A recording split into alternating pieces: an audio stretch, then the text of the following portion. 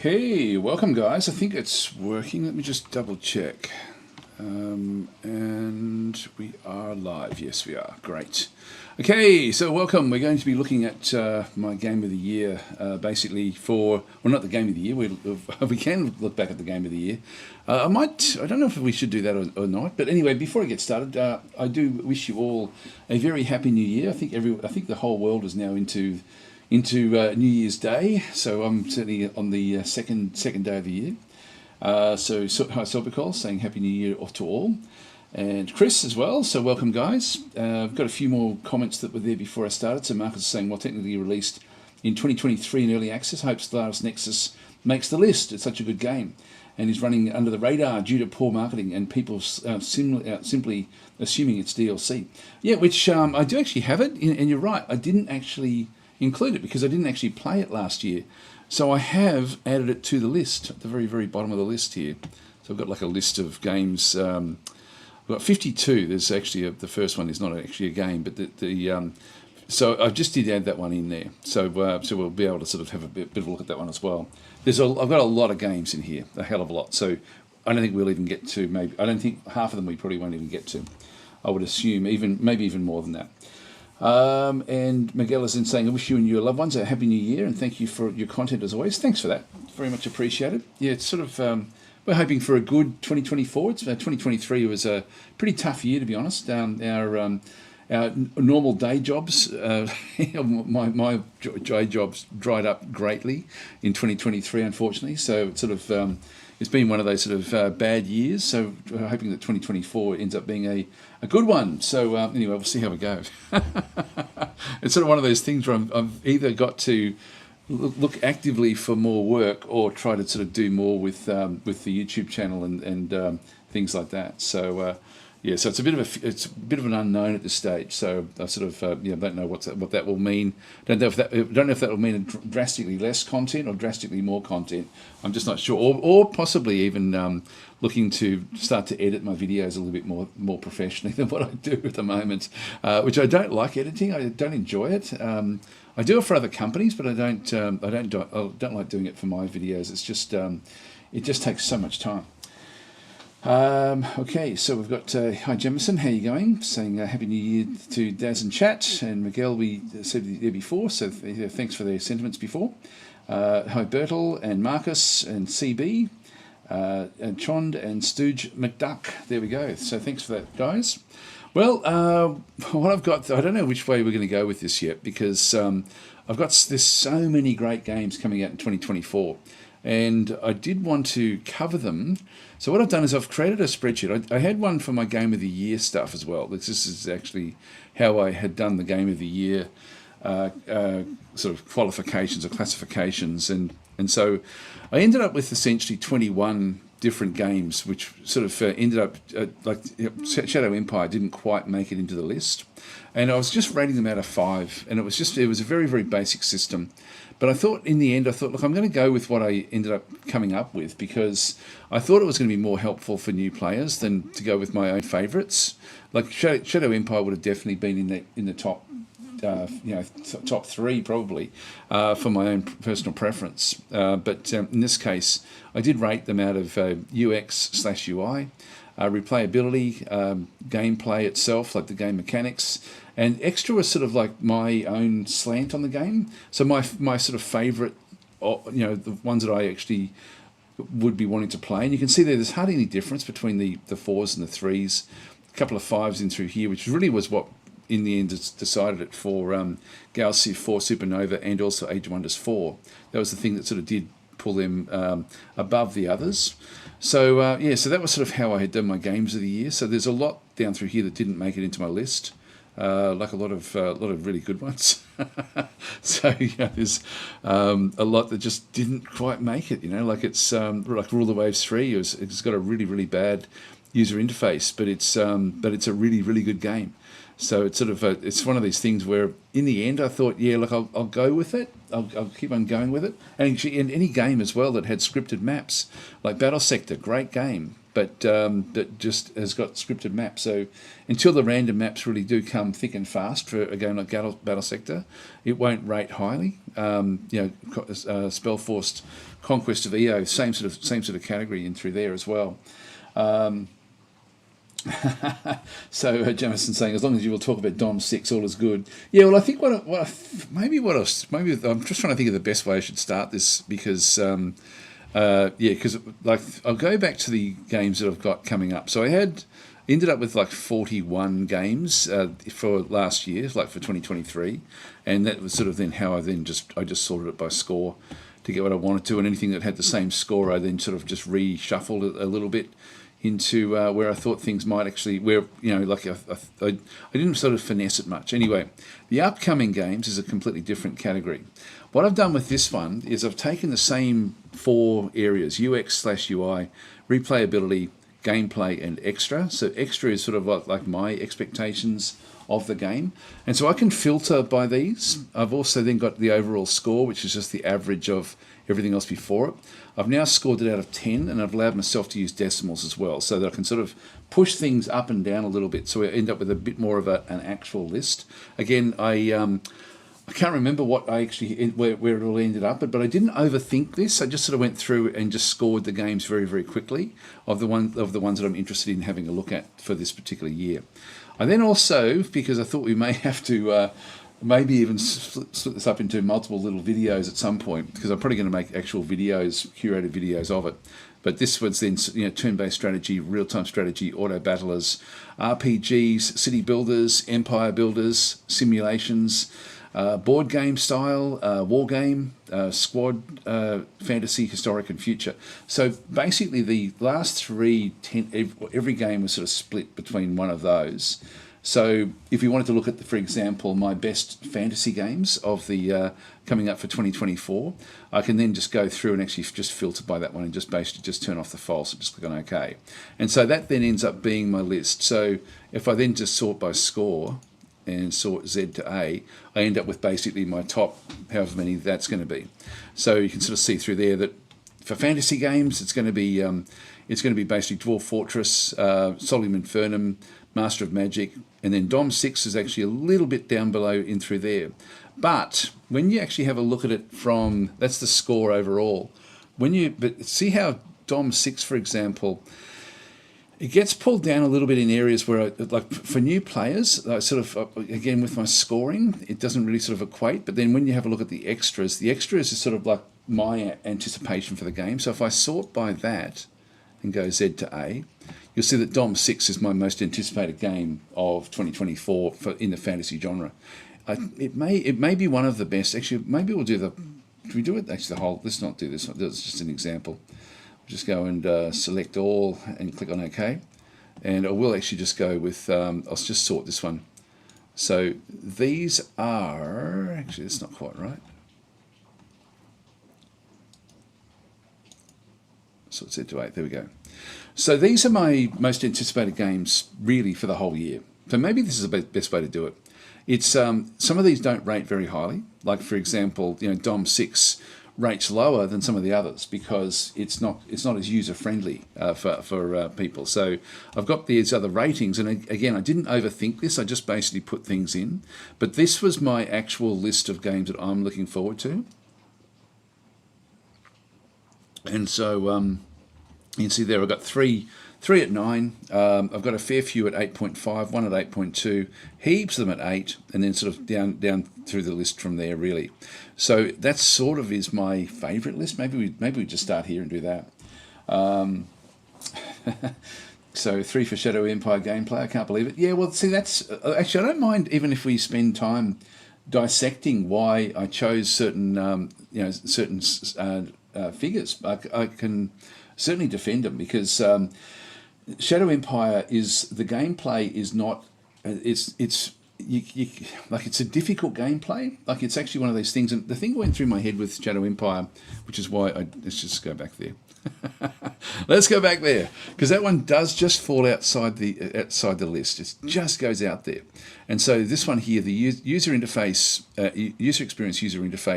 is getting better, but still not good. And pretty much, look, any war game is not going to rate highly in that. That's why I then, with the upcoming games, I did actually split it up into categories, so we could actually just look at war games, and so just do it from that sort of instance.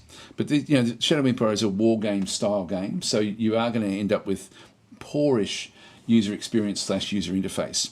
But the game mechanics also, it's not as if the game makes it easy for you to make your decisions. It doesn't have, like, if you look at something like, for example, like Age of Wonders 4 or Galactic Civilizations, like the ones that actually did do very, very well, the gameplay with those actually directs you if you forget to do something. Like, it actually says, hey, you haven't done this, you haven't done that, you haven't sort of selected your research. And this is one of the things that Shadow Empire doesn't do. So the gameplay mechanics, even though the actual game itself is incredible, has got incredible replayability, I have to give it lower points because it doesn't go all the way with those. And I guess you could argue that that's actually part of the user interface and user experience. But just overall, the mechanics are complex, and they're complex. They're great, but they are complex. And so as I said, I didn't overthink this. I just basically put my figures in, and you see most of these are just 3s or 4s anyway. When it comes down to gameplay, I don't think I rated anything with a 5 in any of those. And some of these with like personal preference, like replayability is really important to me, but it's not important to a lot of other people. Like it's so you end up with really, really cool games like Wargroove, which doesn't make it in there because of because it's scripted maps. And so that's sort of like fairly. So the time with the game, you have a run through and that's it. Shadow Gambit's pretty much in the same category, but this one squeaked in because everything else was excellent. Like, it was really, really cool. Okay, so let's have a look and see what we've got. Just read a few more of the comments here. Mike Gillespie saying, Happy New Year. Imagine uploading older YouTube series such as Dwarf Fortress lost due to hacking would be time well spent. Yeah, I've got two New Year's resolutions. One of them is to lose weight, and the second one is to actually go through and re-upload all my videos. So that's my New Year's resolution. I will be trying to. I'm always thinking of actually scheduling time aside to just go and do it, just so that I can get it done. And probably if I did like an hour every, like even an hour every day for a couple of weeks would actually make a massive difference with that. So we'll get to it. I just haven't scheduled. I just don't get to it. Just don't have time to get to it. Trap the Snake is saying 3 for Shadow gameplay, but you can't believe it. Yeah, we've done that one. I do hope to see you play some Against the Storm. It's such an amazing game. Not sure if it'd be good for your YouTube numbers, but damn, it's good. Yeah, look, it is, and it's right up there. You can see there. It's sort of like it was just a pip under Gal Civ in that sort of, in the scoring system, but it's really was one of my top 4 games of the year, ahead of Dwarf Fortress and that as well. But it's a game that I don't play much of, but I really should be getting into it. It's such a great game. It really is one of the great games. So I do hope to be doing more of that one. It's not in my list, the upcoming games list, because I'm not sure what's coming up with Against the Storm. I'm unsure about that one. I've got some if I know that there's DLC coming. Even if I know there's DLC and I don't know what it is, I have included it. And I don't know with Against the Storm if there's going to be anything more coming for that one. But I do want to be playing more of that game. So Lewis is saying, hi Des, how do you give a score to games that weren't released? Did you play the demo? No, just best guess, I guess, in one sort of sense. So in the coming games, so all of these games on here I did play. So I do remember all of these games, and this was easy for me to. I should have scored this one out of 10 as well, but I didn't. On the other one, I did.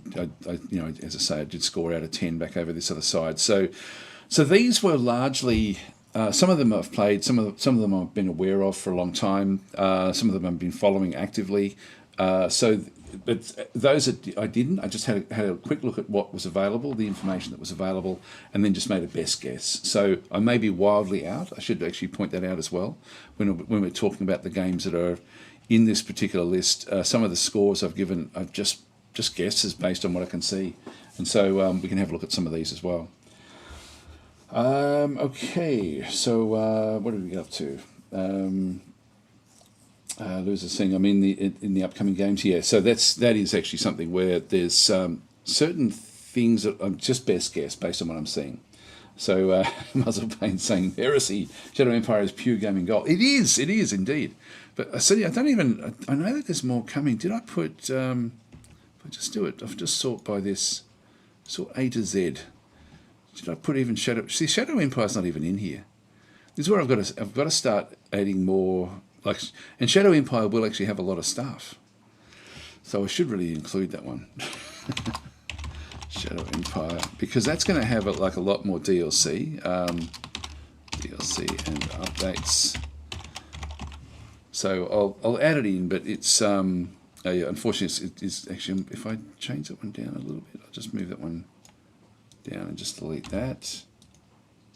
It's still wanting to filter by that top one. I should have just left that one separate there. I'll start to add any that I mentioned like that, so I can sort of then come back and place that one in afterwards. Looks like it's now going to filter by all of that stuff. I'm not sure how to change that. A to Z. I'll just go Z to A and just see what it does. Oh, that's okay. Yeah, when it's blank, it's not doing anything. So if you do actually have games that aren't in the list, then let's add them in. Let's add them in down the bottom there. So, but that is, yeah, that is one that should. And I know that I've probably got about 50 games which I've also been thinking about, but I just missed in the list. And there's been a few that I've added in. Thought, how on earth did I miss that one? Like even I did this one a couple of days ago. And this list, and even yesterday, I found about 10 games that I thought, geez, how did I miss those? Okay, so Supercool's saying, playing this on a tablet screen, can you make this text a bit larger? It's very hard for me, actually. I've already at 150%. If I go to 200, it becomes too much. I'll try it at 170. Maybe try 180. See if it goes better. I want to be able to reach these if I can, and unfortunately, it's going to become a bit of a problem if I just move that one across. I'll just go and drag this one back.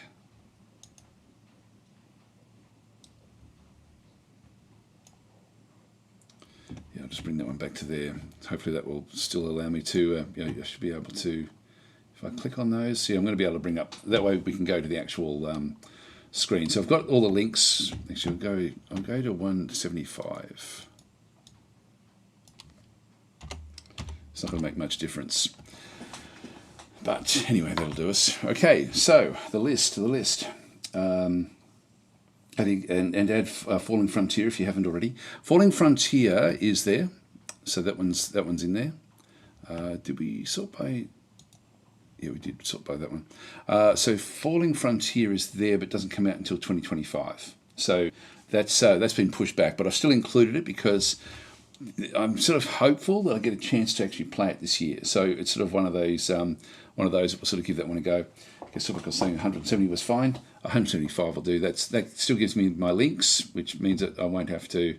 They won't. I can still actually then go and grab the links from here without having to sort of worry too much about anything else. So Falling Frontier is the only one that's actually not scheduled for this year. This was actually supposed to come out last year. So I do worry a little bit about this one, but it's one that I am really looking forward to. Were there any other games that you guys just want to see if they're in the list even? Like, is there any games that you guys are really looking forward to? And I'll just make sure and see if I've actually got them accounted for. That would probably be the best way of doing things. So, as I say, I've got 52 now games actually in the list. So we've got from Alliance of the Sacred Sons, Ancient Arenas Chariots. I don't know if that will come out this year. Maybe I'll just quickly go through the list and just go through them, and you can sort of see the scores in through here. So the highest scored one is Dwarf Fortress Adventure Mode at 8.5. So that's actually the highest score, and I've just put color coding in from around about 50% onwards. So maybe the top 20 games are going to have like some sort of color coding. So anything that sort of goes closer towards orange is going to ultimately be a stronger so that's my number one in my scoring. Gal Civ Warlords DLC. I'm really looking forward to that one. That one's actually coming as number 2. But it's not in my, like I've got that one sort of scored one level down below in terms of wanting to play it. Like, so Dom 6, which doesn't do great with user experience, although that has improved. Gameplay as well, it's complicated. It's not easy to get into. So I score these lower, even though my own personal preference is to bring this one is one of my top games. So in fact, the games that scored highest are not in my top 3 games. Like, so my top 3, for example, got Fog Kingdoms down in here, which again, user interface is going to be a bit of a problem, so that rates lowish in through that side. But really, really looking forward to this game, Dom 6 as well. Anyway, let's just go through them. So Ancient Arenas Chariots, this is Quad Rigger, in the next version of Quad Rigger. I don't know if that will get out this year. So there's they have to finish off, what is it, the Stargate, which I haven't even put Stargate in here as well. I should actually pop that in. Yeah, I didn't put Stargate. I'll just put anything that I miss down the bottom here. There's going to be a lot of them. Yeah, it's been threatening to release Falling Frontier since 2022. There we go. Age of Wonders 4 Primal Fury DLC. Yeah, so I'm not super looking forward to this one. I'm sort of like where it currently is, but there'll be more DLC coming for Age of Wonders 4. Ara History Untold looks very, very interesting. I think that's going to be an absolute killer this year. I'll come back to some of these because maybe we do this. If you see something that I'm talking about and you want to look more deeply, we can actually just go through and do this, and just go and click on that one and bring up the Steam page of it. This one I thought was actually quite interesting, and I didn't know much about it. So build a nation and lead your people throughout history to the pinnacles of human achievement as you explore new lands, develop arts and culture, conduct diplomacy and go head-to-head with your rivals to prove that you're the greatest ruler ever known. It's your world now. So this one is coming, and if we look at the video, let's actually do that.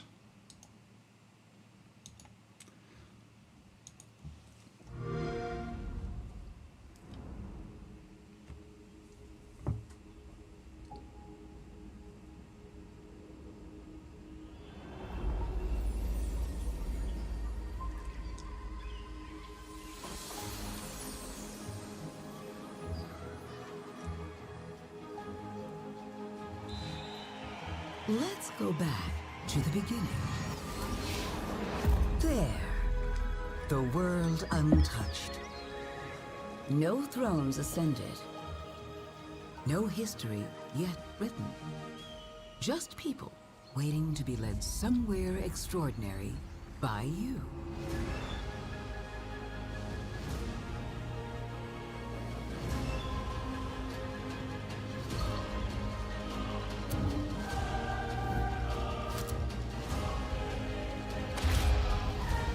Will you be wise? Will you inspire?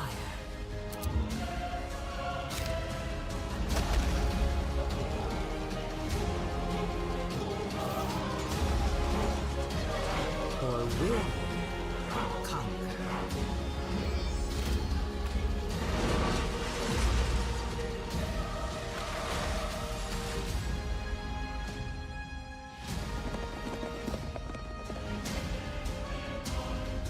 However you choose to change the world, one thing is certain. History will never be the same.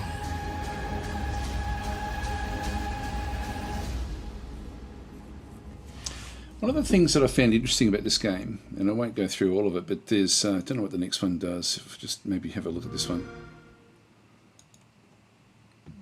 Just skim past, because there was something that really grabbed my attention with this. Some well-known, some lost to time. But what about the history that could have been if you were its architect?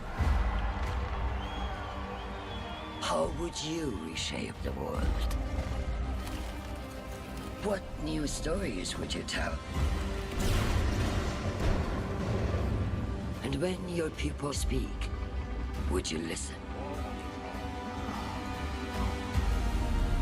How would you lead them in this new world.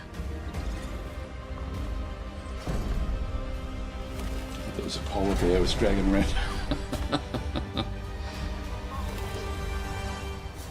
History is filled with moments of greatness, but these will be yours. She's not showing it there. I think this one has an auto battler system.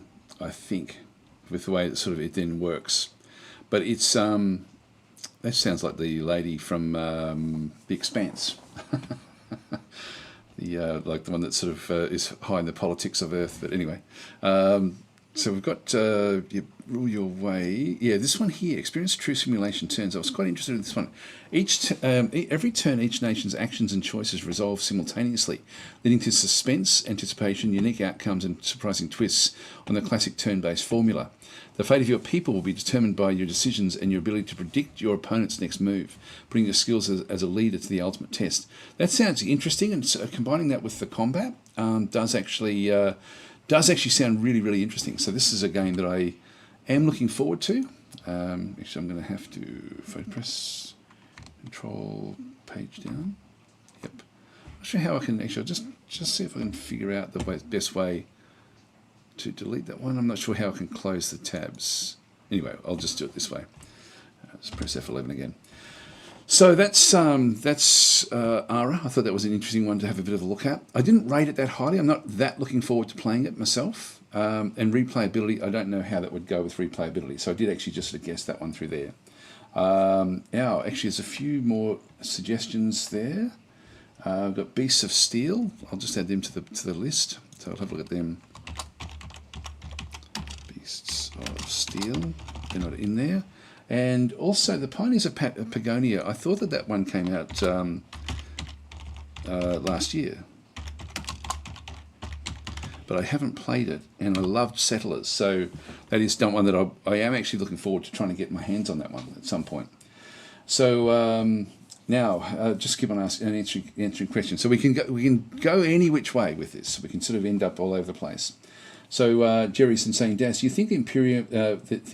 What do you think of Imperiums that you just did video on? Would you be doing a playthrough? So the Imperiums, I do actually have this one down in here. Rise of Caesar is the DLC that's coming for it. You can see there I've rated it a bit lowish, and the gameplay I find it's one of these games where I'm not really looking forward to playing it. I probably will cover it, but it's not one that I'm really looking forward to.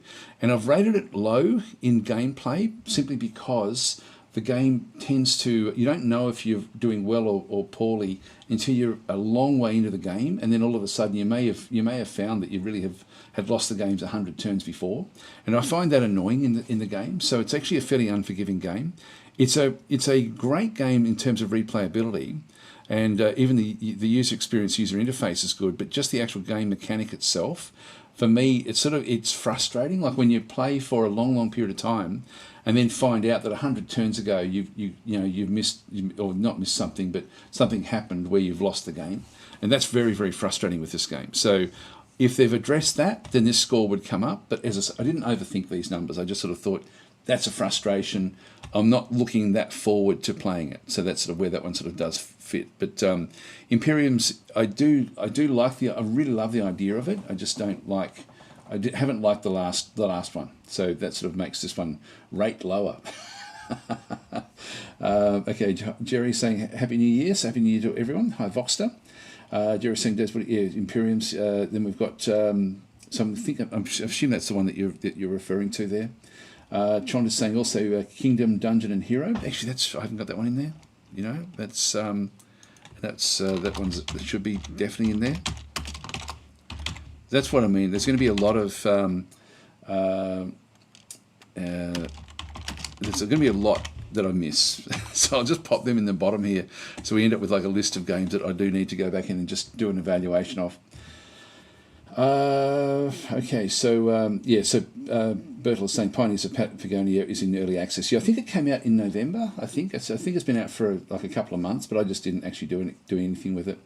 So some people are saying it'll be interesting to see how Firaxis respond to all these historical 4X games with Civilization 7. Yeah, I don't know. I don't know if that's due this year. I don't think it is. I don't think that's. I don't know what if Civilization 7 is on the cards. Look, I'll put it on my list.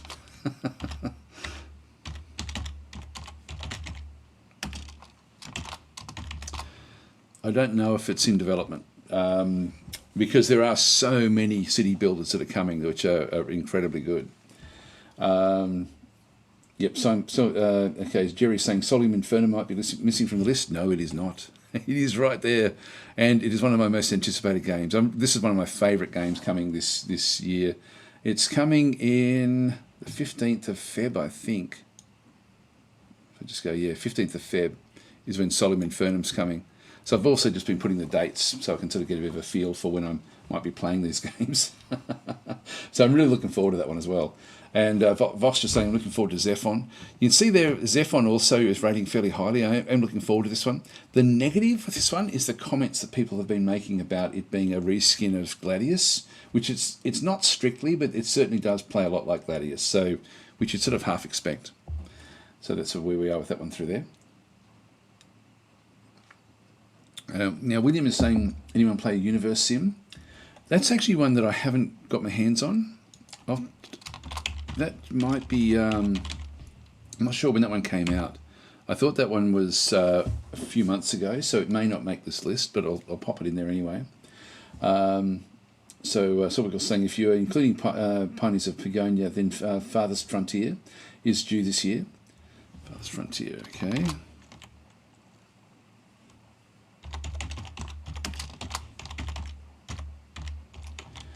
Yeah, I'm not sure how to cover all these games because we're going to end up with a lot of them, and Pioneers is fun, says Joe. Yeah, look, it's a game that I am interested in because I loved the original Settlers game, so that would be good. Here we go. So Miguel is saying my most anticipated game for 2024 is Marbles on Stream 2. Cutting 10 in extra, yeah. Actually, I've got to point out. Actually, one of the things with marbles. At the last marble run that we did, I ended up actually. I found out from user error that I haven't been allocating the points correctly. So I've actually now fixed that. So when we do it, what it ended up being was if you won the last race, you won the prize, and that was for many months. So from now on, there will be a point system, and where you come in the race, if you're in the top. I think it's the top 12 I've got it allocated. So top 12, you're going to be allocated points, and then it'll be the most points that you have. So I have fixed that. That was user error on my part. Because thing I'd pick and choose. So should we just go through the list? I'll just do what I did then, because R I think is going to be very interesting. I don't have it really rated that highly for wanting to play it, but I think it's going to be a very popular game. The replayability, I don't know what that's going to be like. And another game like that, actually, if we go to similar games, in fact, when we find a game like this, maybe we just go to other city builders. I've got an empire builder. I think it's only purely a city builder. So I'll just go and do that one through there. Let's filter by the city builders. Actually, that whole blank one, I don't know how I can change the filtering. Anyway, we'll get rid of false and blanks and just click on OK. So these are my city builders, and if we then do it by score, so this will be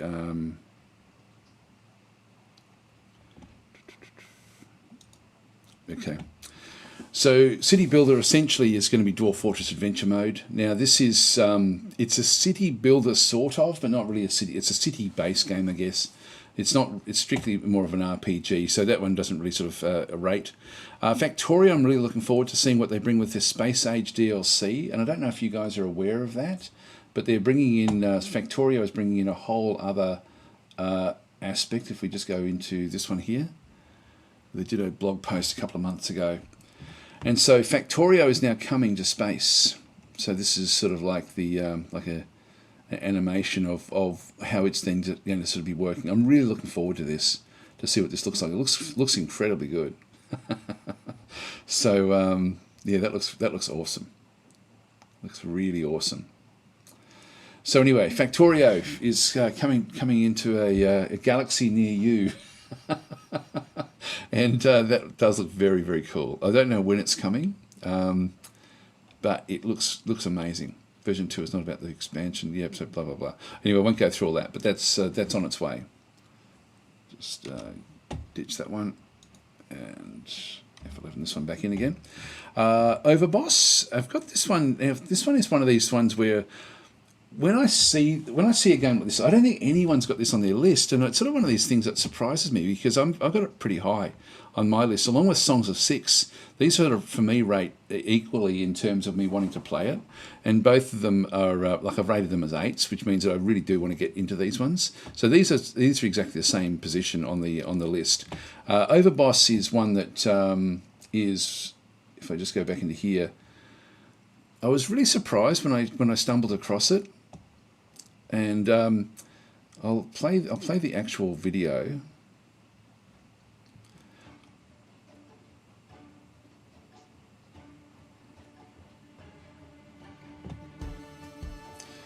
So with this one here, you end up essentially having like I think that you've got like an underground type area. It's like a board game where you build a city. So you build a city, but in a very small area, just with so build your kingdom essentially.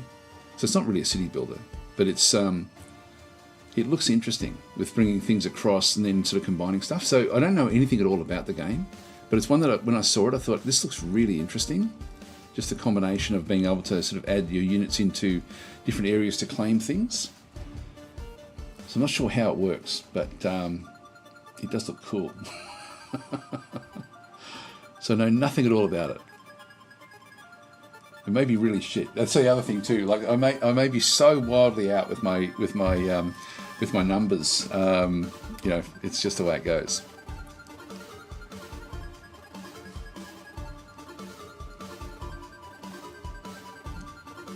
Yeah, so I don't know what these do. Anyway, Conquer the Overworld. It just seemed to tick a lot of boxes for me. Even these sorts of things, the different terrains. And it looks like it's pretty fast to play as well.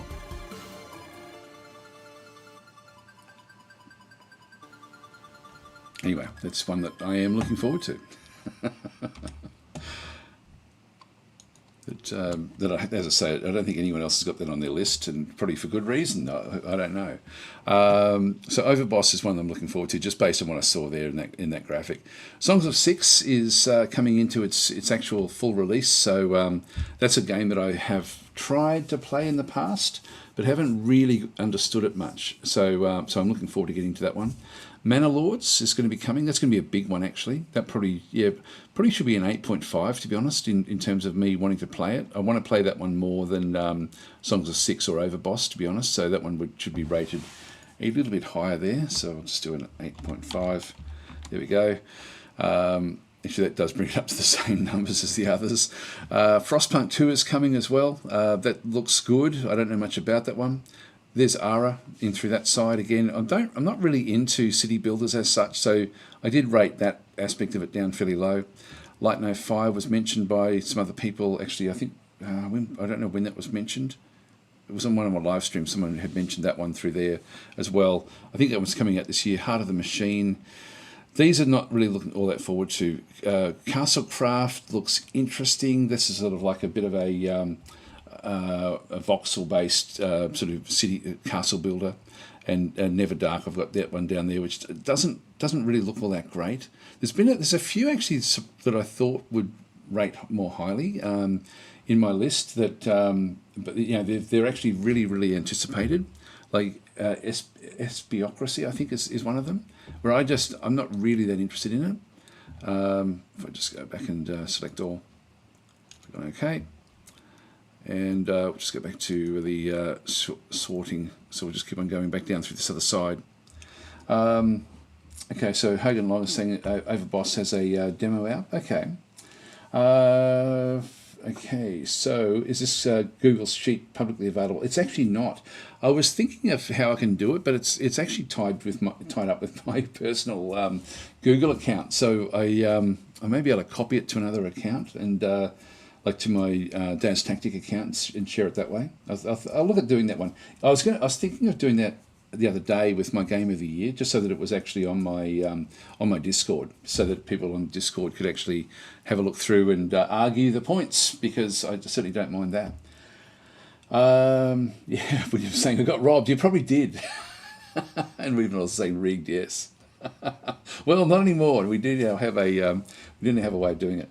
Mike's saying, I'm not sure if this is in your wheelhouse, but I'm looking forward to Silent Depth 2 Pacific. Yeah, actually, that's another one as well. There's a few of those like that, actually. There's a few sub ones. Silent Depth, that does look good, and that's one that should be in here. Silent Depth, there was, I forget if that's the one I'm thinking of.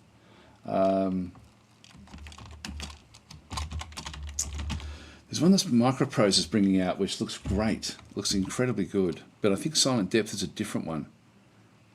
I'll just put in that one in there, Microprose sub game. Yeah, so I'll have to figure that one out. See if I can actually do that one through there. Joe is saying I rather liked Stranded, Alien Dawn in 23. I didn't actually play that one. Yep, so Boobo saying, Daz, did Terry and Victor make either list? Actually, I forgot to put it on last year's list. That should have rated highly. I didn't play it much because it was a bad game to stream or record, because it took so long to get into the game. But that should have been on last year's list. That's where I just didn't, because I didn't play much of it. It didn't actually rate in my list of game of the year, and it should have been actually rated fairly highly. Yeah, I don't have it in there. I mean, if we sort by A to Z, no, that's an oversight. That's a big oversight. That would have been definitely my top 20. Maybe not my top 10, but definitely my top 20 for last year. Yes, okay, that's not good. And Eddie Ballgame saying, hi Daz, have you seen Songs of Silence? Yeah, this is one I'm really looking forward to, actually. So I've got this one rated fairly highly. Replayability I'm unsure about. So I've rated it at 6.8. It's not, I don't know how scripted the maps are. I've heard both, that it's scripted maps, and I've also heard that they're random maps. If it's random maps, this would go up to a 9. This would go right up as well. So possibly it would be my most anticipated game of this year. Essentially, if that one does actually end up having a good randomization. If the replayability was the one aspect about this one that I was unsure about, but I'm still looking forward to playing it. I love those sort of games, actually. So yes, that one definitely is in there. Hogan saying, how can you make you can make sheets read only, then people can copy them but not change them? Yeah, I would do that anyway, but I just don't want my Gmail account sort of basically out there for people to be able to access. So I get enough spam anyway. I don't mind my Daz at ChatTactic one getting stuff, but I don't want my Gmail one getting it, because I use that for all sorts of things. So it's sort of it's one of those things where I get, as I say, I will have to. I should be able, if I can copy this across to one of my other accounts, I'll do it that way, I think. So here we go. So we've got Colin Hands saying Happy New Year's, Daz, streaming from your Ark. And Hogan Long is saying there's a demo for Songs of Silence on Steam. I do actually have it downloaded. I just haven't actually played it. So and I think when I opened it, because I think I had a look at it last year, but it was one of those things where it didn't really, I couldn't tell if it was going to have random maps or not. I think it was very limited with what you could actually then go and do in it. So I've got that one in through there, but that's looking forward to that one as well. If we just go back up through some of these.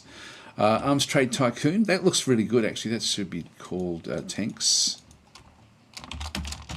This is actually one that's coming, another Microprose game.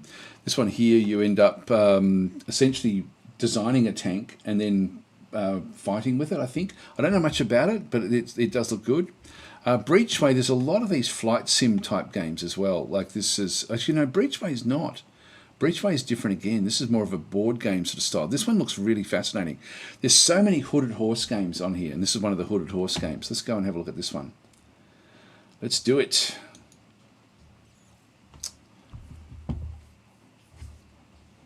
Yeah, God, Hooded Horse are just kicking so many goals.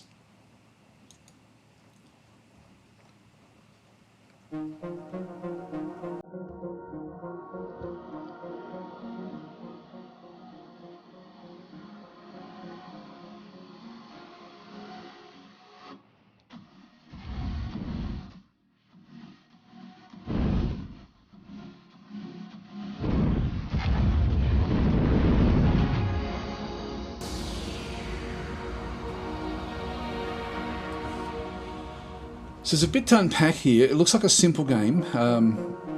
You can see through here as well. Like this looks like a progression system of combat, but I'm not sure. I'm not sure how this actually does work. Don't know the reasons for you, for being in this system, but judging from your flight trajectory, you're heading into a region of contested space. Oh, okay, this is the flight trajectory. That's interesting. So you actually somehow change things there, but there's not a real lot on the actual. If we go even back even further, yep, the system has been thrown into chaos. It's the Stark and Advanced Force arrived. Yeah, blah blah blah blah blah. Yeah, so there's actually that's a hailing area. I don't know if this is a repair area. Not sure how these actually work, but it looks a little bit like Darkest Dungeon sort of style progression, but based on your trajectory. Not sure how that one will actually figure out. Let's just pause at some of these ones and through here. So it's hailing. Now, I don't know why it went back there. As you finish installing and checking the last piece of equipment, you run through the pre-flight checks one last time and are ready to blast off. So, so basically, before you blast into the system, looks like you can then do the changes. So this is one where you then start to add in different parts on your ship. So it looks very, very simple.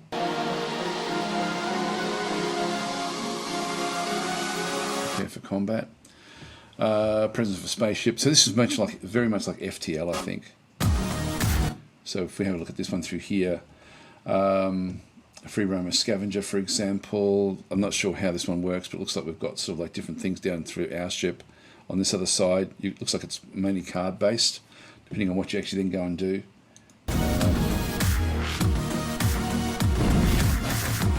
Looks very simple.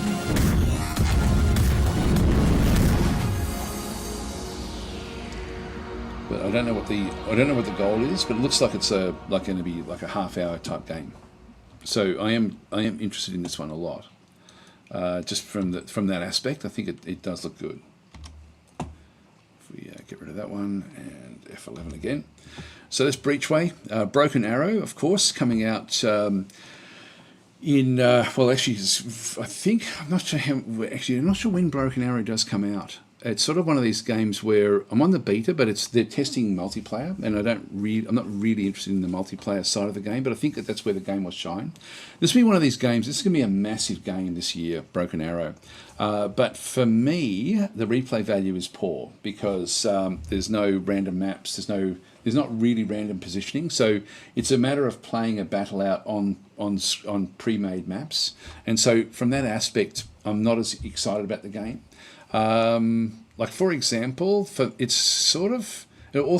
makes things because it's a real-time game, and I don't rate real-time games all that strongly usually. So for me, this is not something that, unless they're pausable, which this one is pausable, but because it's a real-time game, the detail of the units and what's going on is diminished. So that's a sort of like, for me, it is perfect for the game itself, and the user experience / user interface is very, very good for Broken Arrow. From everything that we've seen, it's got an incredible user interface. So it's going to be a great game for people who enjoy real-time war games.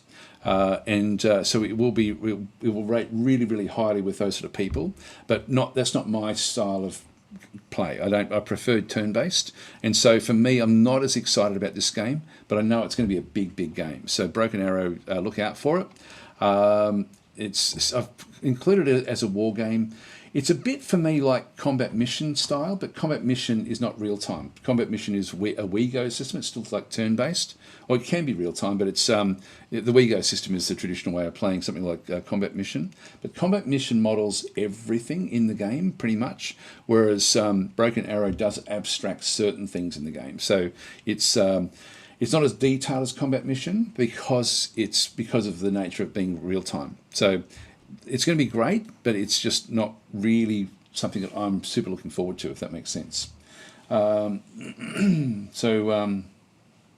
we up to? So we've got. Take a look at Songs of Silence, please. Yep, we can do that one.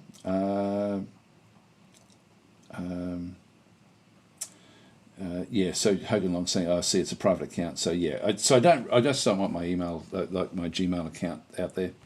My private one. Take a look at Songs of Silence. We'll do that one. I'll come back to that one in just a minute. So Silver Hunting is saying, "Hi, Daz, long-time lurker from the UK.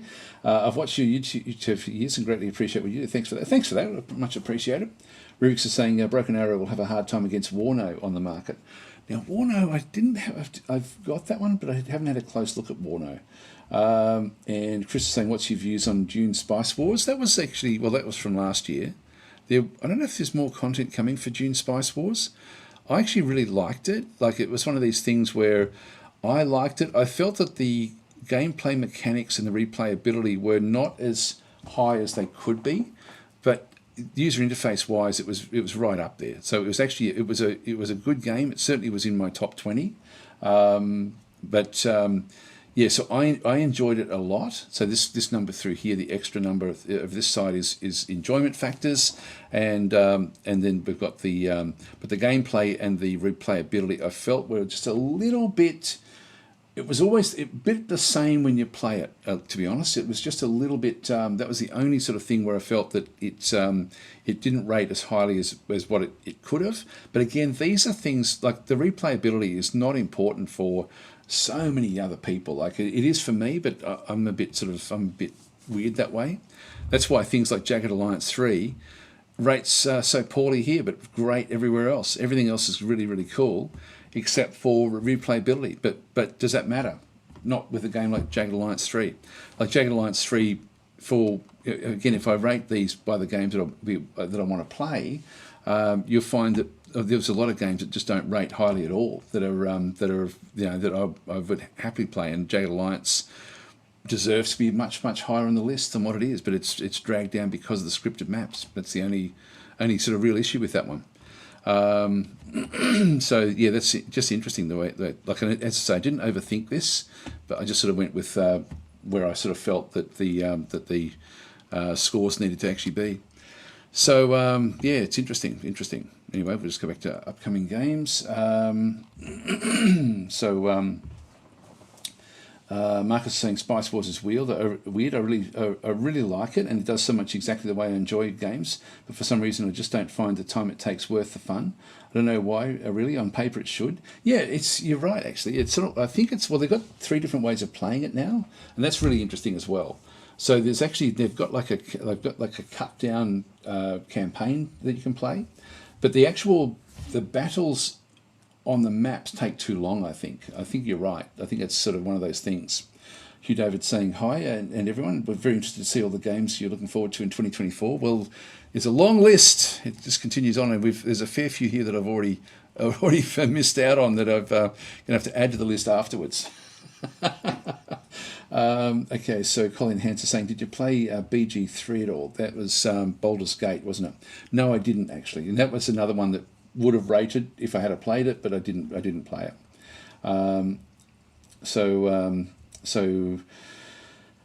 Eyes in saying all categories contribute the same weight to the score. Yes, they do, and that was one thing I was thinking of actually weighing them differently. But in the end, I thought, look, as an overall, it still gives me a number. It probably is useful for newish, for players who don't know what my preferences are. But I can also just sort by my own personal preferences. So we might do that once we just go through the list here a little bit. So 9 is the highest that I rated games for wanting to play them.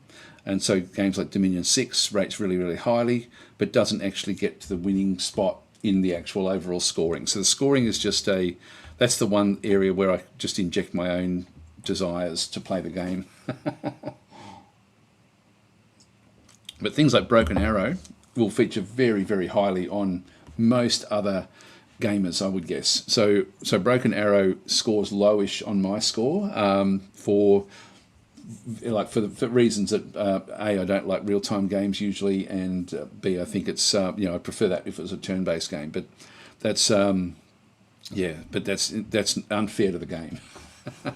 A few of these, let's just skip over a few of these. Capital Command looks interesting. This is just go and open up this one.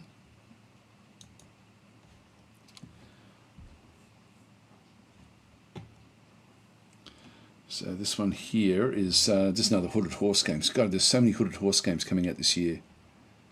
It is amazing.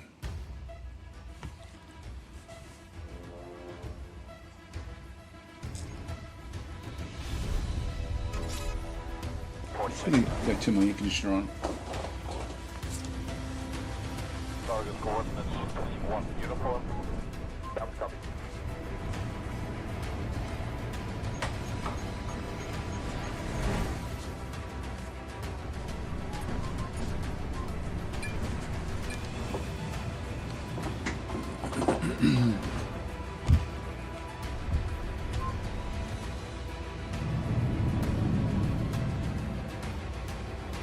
Northeast of 1 kilometer.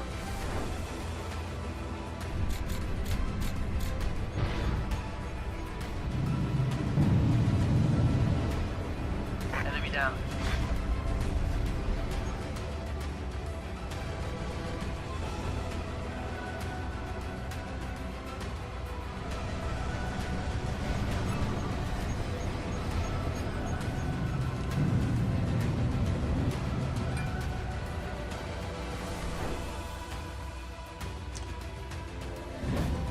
So that one I'm really looking forward to as a simulation. I'm not sure what time of the year it's going to be coming out. But yeah, it looks very, very cool. Yep, ships move realistically, and whether you automate navigation or adjust your thrust vectors manually, you'll both fight against it and embrace inertia in the vacuum of space. 6 degrees of freedom means that you can move in all directions at any time, which can be difficult in a space game. Spot your enemies from hundreds of kilometers and plan your approach vector to isolate and outmaneuver them. This one, for me, looks great. I'm really looking forward to getting into this one here. Yeah, sandbox campaign as well. Procedure generated campaigns were constantly challenged. Yeah, this for me ticks all the boxes. Yeah, it really does look good. Really looks good. So that's Capital Command. That should be an 8. But it looks good. It looks good overall. So yeah, I'll just change those as we go. Breachway, probably change that one down to a 7 actually. Just from it's probably a little bit too simplistic. Gameplay as well, I might just reduce that one as well, just while we're looking at these numbers. So we'll change these numbers in real time as we sort of see different things. So Capital Command is one that I'm really looking forward to getting my teeth into. Dominion 6, of course, probably my most anticipated game of 2024, I think, personally. And having played the demo, having been in the beta testing of it, I'm really, really looking forward to this game as well. Now, there was... Oh, you wanted to look at Songs of Silence. Sorry, I'll just go down to that one. What this one actually does do. So, just get rid of this broadcast.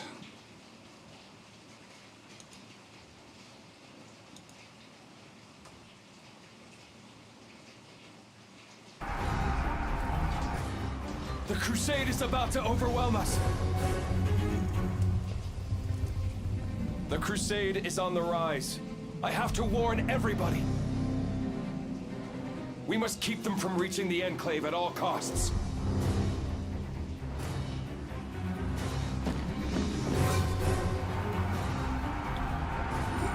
Lorelei, it's been an honor fighting by your side. Likewise, my friend. But we'll make it out of here. That's a promise.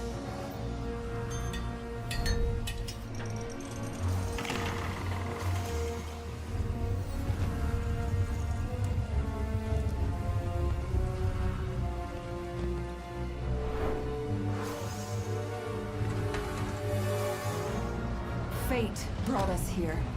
We did not come by choice.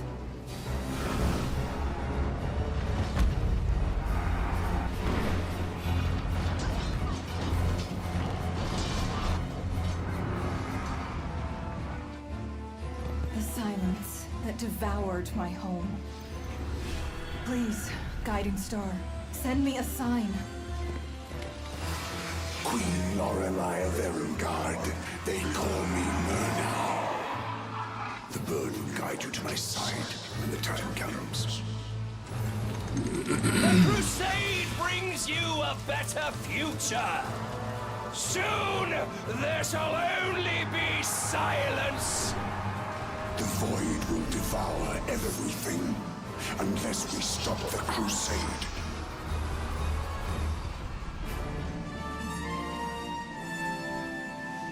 Firstborn, starborn, even constructs, deep down, we are all as one. So if we have a look at that again, actually, what's the next one? Let's have a look at this one here. I'll pause this one at different places and just go through it. Chris is saying it sounds like it's pouring over there. I've got my Bluetooth headphones on and can hear it. Yes, it is. It's been super hot and super wet. It's been a real humid week ever since Christmas. In this realm, light and darkness stand divided. Now, this here, I don't know if this is a random map or not. And I've been trying to sort of pick, like, does that line there, is that like a standard? It's hard to tell if the map is curated, like it is being crafted, or if it's actually random. And I don't know if it's random. And I'm really hoping it's random. Two sides of the same coin. There is one thing I saw. This here is an auto battler, which I'm really excited about because you actually build your system up very much like Dominion's, but probably in a bit of a simpler fashion than what Dominion's has got, but with 3D elements as well. So it's that's an auto battler. But now, both worlds are under threat. So it's auto battler with card driven aspects. Now I don't know if you do this cards before the auto battler or during. See, this is actually some of the cards are coming in, and you're then placing your forces like reserves. You've got your army, and then you've got a garrison unit as well. Depending on this is actually at a citadel, so you've actually sort of end up creating your force using the cards at your disposal. Our choices define us. And then the actual battle starts with the auto battlers. So the different things. If we just go back there a little bit. Back to there. So these are in the battle line. I think that as these take damage, these reserves come in. I'm assuming that's how that one works. And the garrison, I'm not sure how that one works because that one doesn't seem to be part of the actual combat. Yeah, so it's only the army aspect that then comes in. And so these are just doing what they do. They're firing as well. So again, I'm not sure if these are random or not. I've been trying to sort of pick like similarities, you know, like in rivers and things like this, to see if there's if it is random. I've got no idea. But if we pull together, we can rebuild it as our safe haven. True heroes emerge through triumphs. Yeah. So this is again, it's card driven for everything. Again, I would love to know if, but I just can't pick. I can't pick to see if there's triumphs and setbacks. You know, if the maps are random or not. We'll find a way to survive.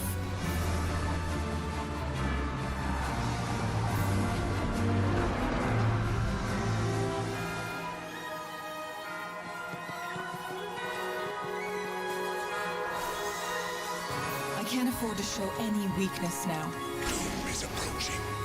Chains and silence. We'll write the song of our destiny, and our song will shatter the silence. It looks very, very cool. So, yeah, so the game is a mixture of turn-based kingdom management, auto battler, and hero development, contrasts with intense real-time battles. Well, the real-time battles are auto battler battles. But you still have a lot of agency in the way that you sort of set things up. It looks very, very cool. Looks very, very cool, actually. So, what do we get down to about the game? In a fantasy world threatened by the all-devouring silence. Mixed, yeah, so that's... It doesn't tell you if there's... Yep, so it is vast in scale, but it's designed to be fast, modern life. Each map can be... So that means curated maps, which sort of drags the score down for me. You know, like that's actually sort of makes it not as interesting.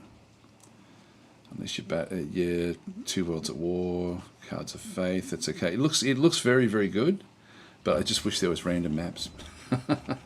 Well, maybe there will be, I don't know. It's okay, so that's that one. Just got F11 again. So that was now what did we get up to in there? So Sorbical saying I was disappointed with Jagged Alliance 3. Thought it squandered its potential. I thought it was excellent, actually. I thought it as an actual game, it played incredibly well. Had a lot of heart as well, a lot of soul, heart and soul with the way the characters worked. So Mark is in, what was your game of the year? I'm not up to speed. There is a YouTube video where I go through my top 21 games, but the game that won it based on the scoring system was Gal Civ 4. So that was from last year. Back over through here, if I just sort by score. So Gal Civ 4 Supernova, sort of rated highest with everything in through there. With Shard Punk, Age of Wonders 4 and Against the Storm essentially sort of coming in underneath that. So I ended up making my top 21.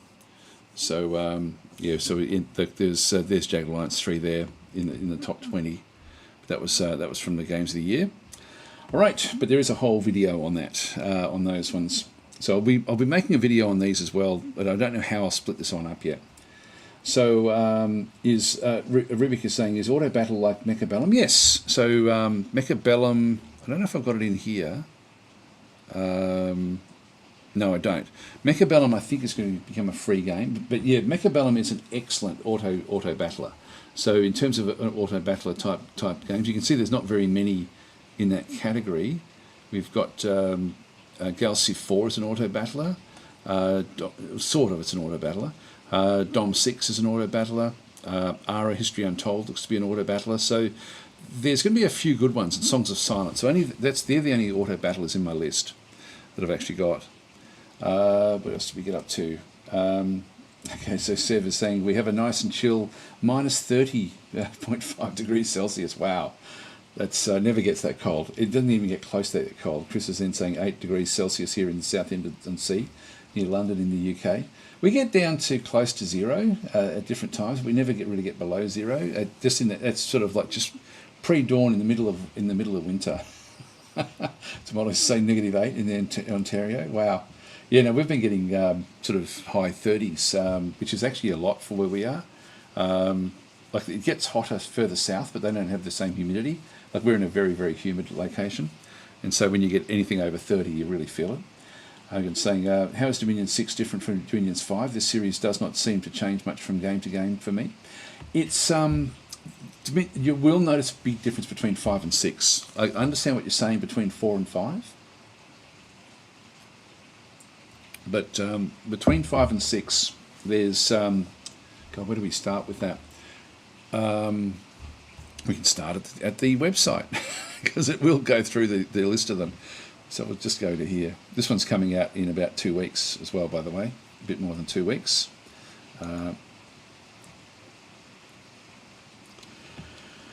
So I don't know if it'll show what the differences actually are. Yeah, so Dom 6 is scaled up compared to Dom 5. The armies are larger.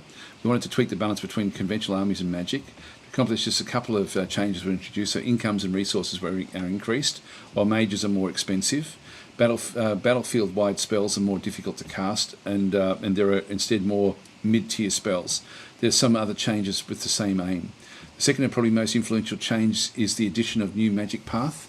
So no longer illusions the domain of air magic. Instead, illusions, phantasms, dreams, and the stuff of forgotten legends are manipulated with the path of glamour. So that's a new magic path. This has resulted in many new spells, items, and sites being added to the game. A third massive change is the separation of mounts and riders. So riders and mounts now have separate stats and can be targeted individually. This change probably has less impact on gameplay than the previous ones, but will still have an impact on cavalry and nations using mounted units. And Dom 6 will feature a number of new factions, a number of new nations as well, with late age getting more as at the time of writing. In addition, the addition of the Glamour Path has also affected several of the old nations. So there's major changes across the board with it.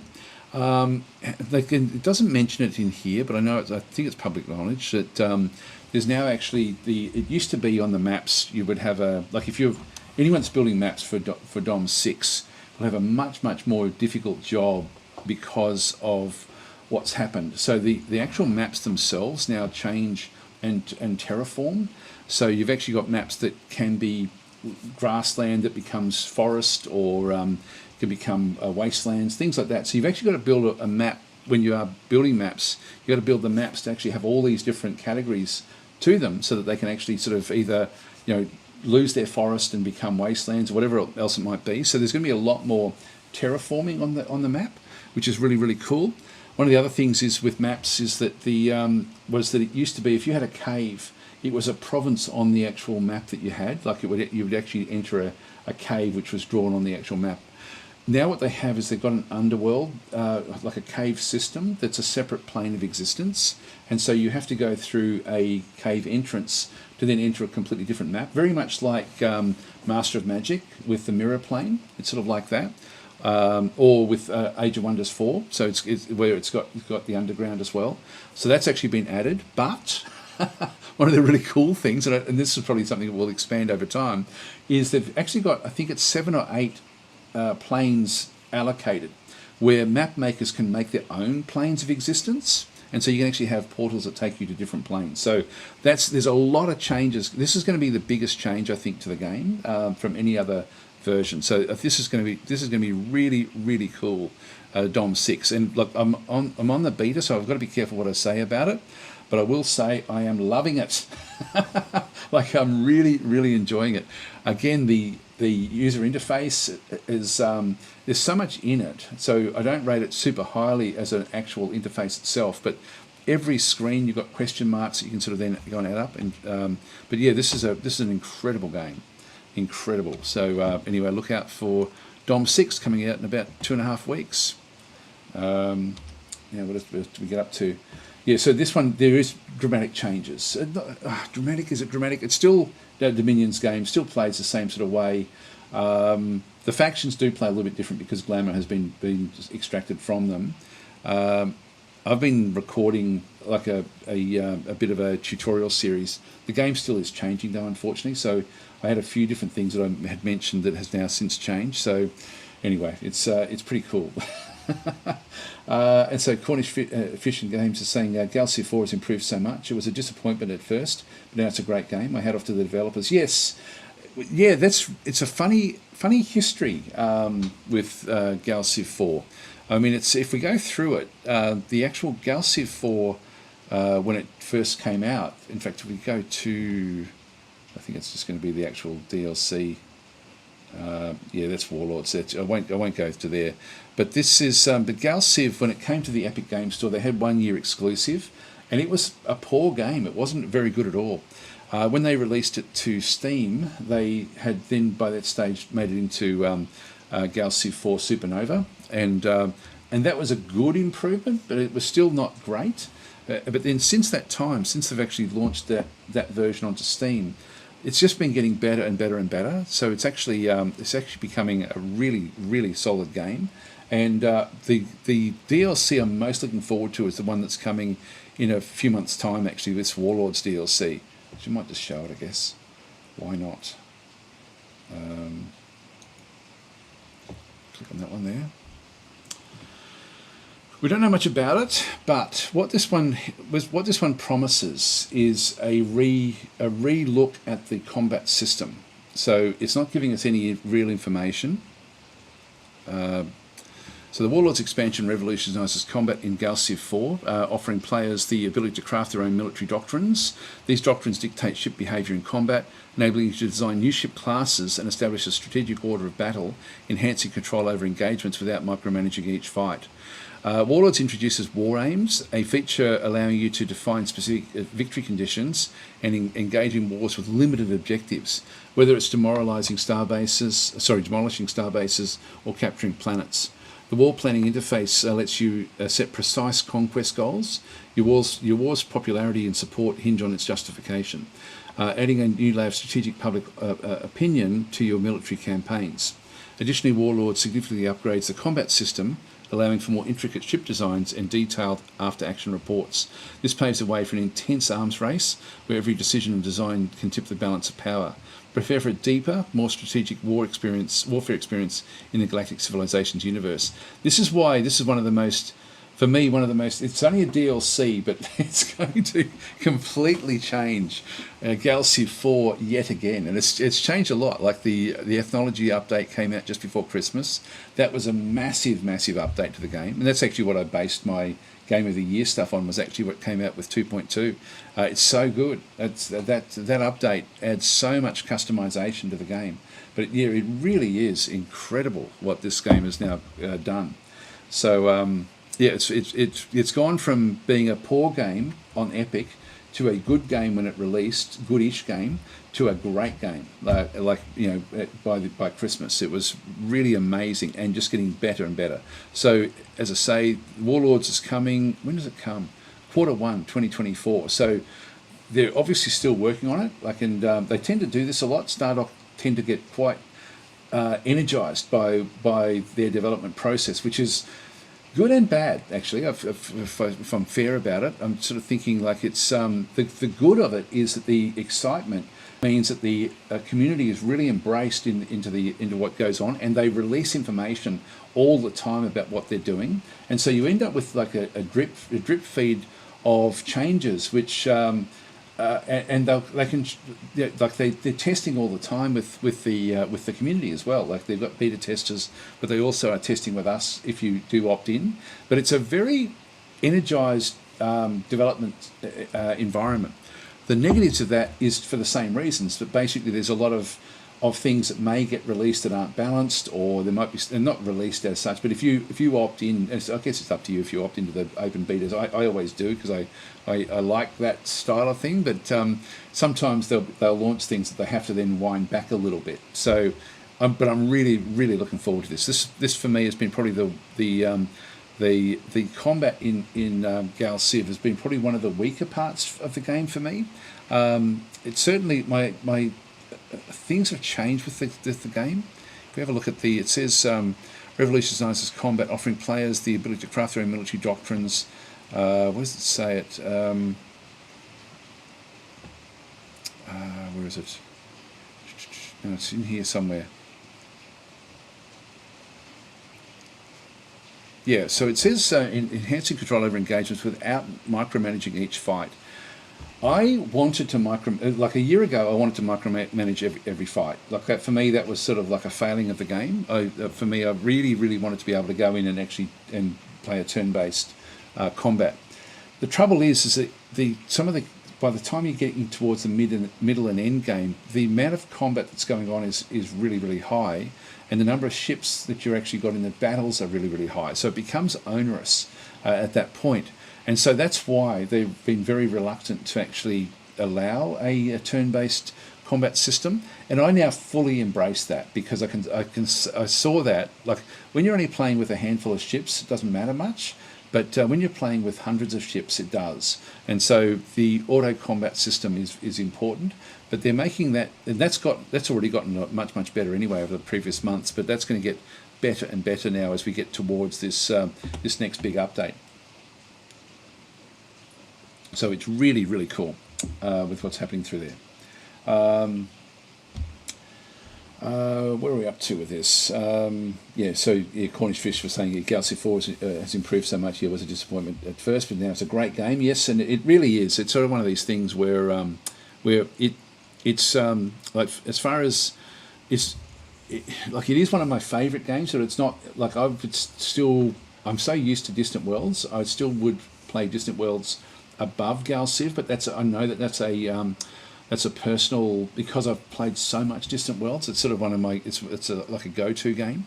But I'm finding that every time I play Gal Civ, I really like it, and sometimes it like really kicks me bad, and I get destroyed more often than not, to be honest, in the game. And but I still enjoy it a lot. Like it's very well.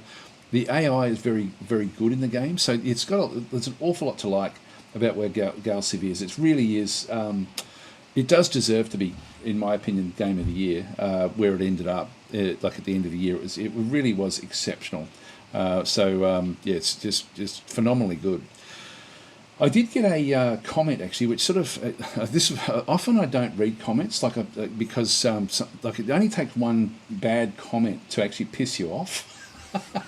And I did get a comment from someone accusing me of giving it Game of the Year because I got bought out by Stardock to give it Game of the Year. And I can assure you 100% that's not the case. I had other sponsorships. I did get sponsorship from Stardock to cover their game, which I was happy to do.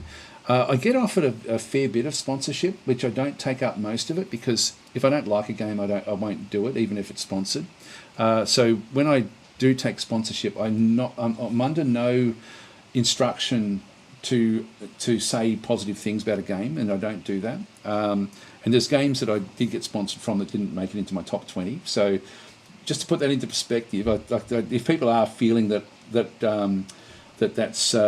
why I've got Game of the Year, I can assure you that unless I've got unconscious bias, and I will put that out there, that's potentially something that can happen. But I've got to say, it did shit me off when someone accused me of that, because I'm thinking I really go out of my way to not take up the sponsorships that I disagree with, and also to and be open about it when I am doing it. But I do play a lot more Gal Civ that isn't sponsored as well. So I think I've probably played more unsponsored Gal Civ than sponsored Gal Civ, if you know what I mean. So it's sort of for me it is a worthy winner of the Game of the Year for me. Okay, so what did we get up to? So Jamison saying, amazing to see the different countries everyone lives. So Tel Aviv, we have 20 degrees Celsius during the day. Okay, yeah, so like for us, it's into the 30s at the moment, which isn't comfortable, but it is just constant rain here for the last week or so. It's on and off. Like it's sort of been sunny usually in the morning. It's unusual that it's raining. Actually, no, it's not so much. It does tend to rain in the middle of the night, and then it finds up for the morning. I get to go and have a swim usually, which I'm not going today, but that sort of doesn't matter. And then by sort of like late morning, the clouds are rolling in and ready for the next storm. It's going to then sort of hit. Yes, -2 in Ontario, says Mike. Hi Guy, saying Happy New Year to all. And Jamison saying, I feel that Gal Civ 4 and Shadow Empire have the same sort of updating style with betas that drip feeding changes. Really good for both games since they take into account player feedback. Yes, that's very true. Hi Michael, how are you going? Saying I didn't find a way to attack those ships hiding under anomalies, so I had to sacrifice my invasion troops. Oh, that's no good. Guy Ballaby saying, I cannot believe Marvel Run did not make Game of the Year. It's so cool. Is it a game? I don't know if it's a game. Did I miss I thought I missed a comment there. No, I think I've covered it all. If I did miss one and I didn't mention it, please retype it in. Yeah, I think we're on top of it. That's fine. Let's go back to our list. Just get rid of this one. And F11. So, just going back through the list again. So we've got to Dominion 6. So Dominion 6 is really looking forward to being able to show some content about that one. Distant Worlds 2, I don't know what the next DLC is, but I know that Pirates must be on the way, and I think that Shakturi is on the way as well. So I'm really looking forward to whatever it is that they release with that one, whether it be updates or DLCs. That one rates very, very highly for me as something I'm really looking forward to playing, and when it does come out. Dwarf Fortress Adventure Mode as well. This one actually ends up being my top my most anticipated game of 2024 is the adventure mode of Dwarf Fortress. So I'm really looking forward to playing that one. Replayability through the ceiling, like that's probably why it sort of rates so highly in that one. But I am looking forward to playing it as well. So and the user experience / user interface. They've really spent a lot of work on that. I've been so pleasantly surprised with Dwarf Fortress, the way that they've done that one. The thing I don't like about Dwarf Fortress, which I can't really put into my scoring here, maybe it's the 0.5 that's missing from here, is just how long it takes them to actually to fix the bugs. Like, it takes forever. So Scrooge McDuck is saying, I'm a UI/UX designer by profession. Really appreciate your focus on this lacking area. It's so important. Like, it's so important. That's one of the other things why, for me, Gal Civ 4 and Age of Wonders 4 actually rate so highly. Is when you play them, the user experience of just the user interface is energizing to play because of what the way that they've spent so much time to get the design right for it. And I'm a graphic designer by trade. That's my actual job. And so I do notice that subconsciously, if I'm playing a drab game, I don't feel as energized as if I'm playing something like Age of Wonders 4. So it's interesting just how much of an impact it does have. And Gal Civ 4 has just had a major update with that as well. The user interface is now changed dramatically depending on who you're playing as, which is really, really cool. So Marcus is saying minus 15 Celsius here, which is pretty warm about this time. Wow. Ulrika saying, I'm sorry, but my Google subtitles just translated unsponsored Gal Civ into unsponsored girls.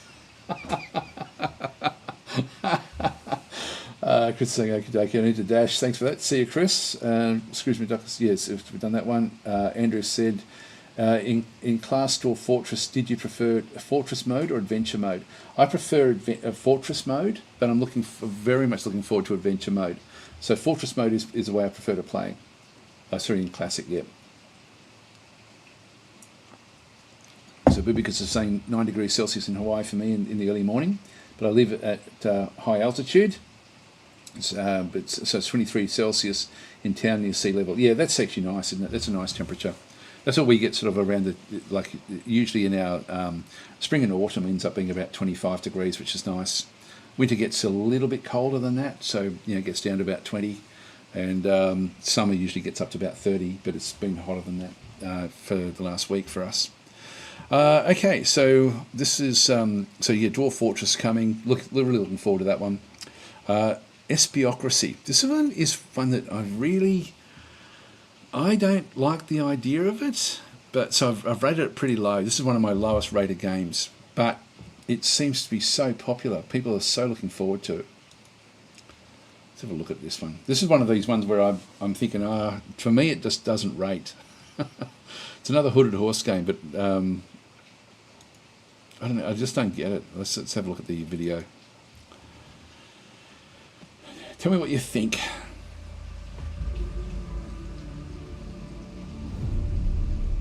The only way to avoid this catastrophe is to have a new attitude.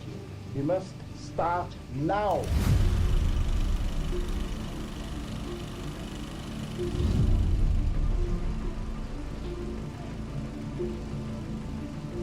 Today it is common knowledge. Espionage agents are operating everywhere.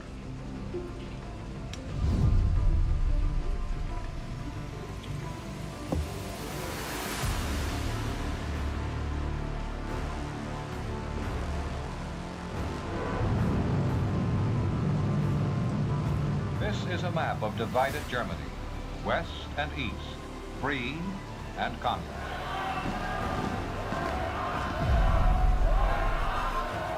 We choose to go to the moon in this decade and do the other thing, not because they are easy, but because they are hard.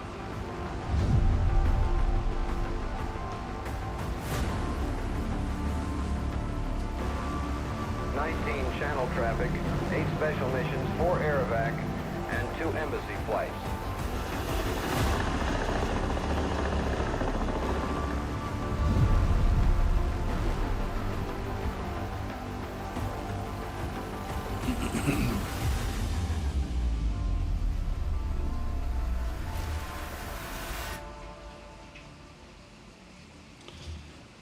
I have no desire to play this at all.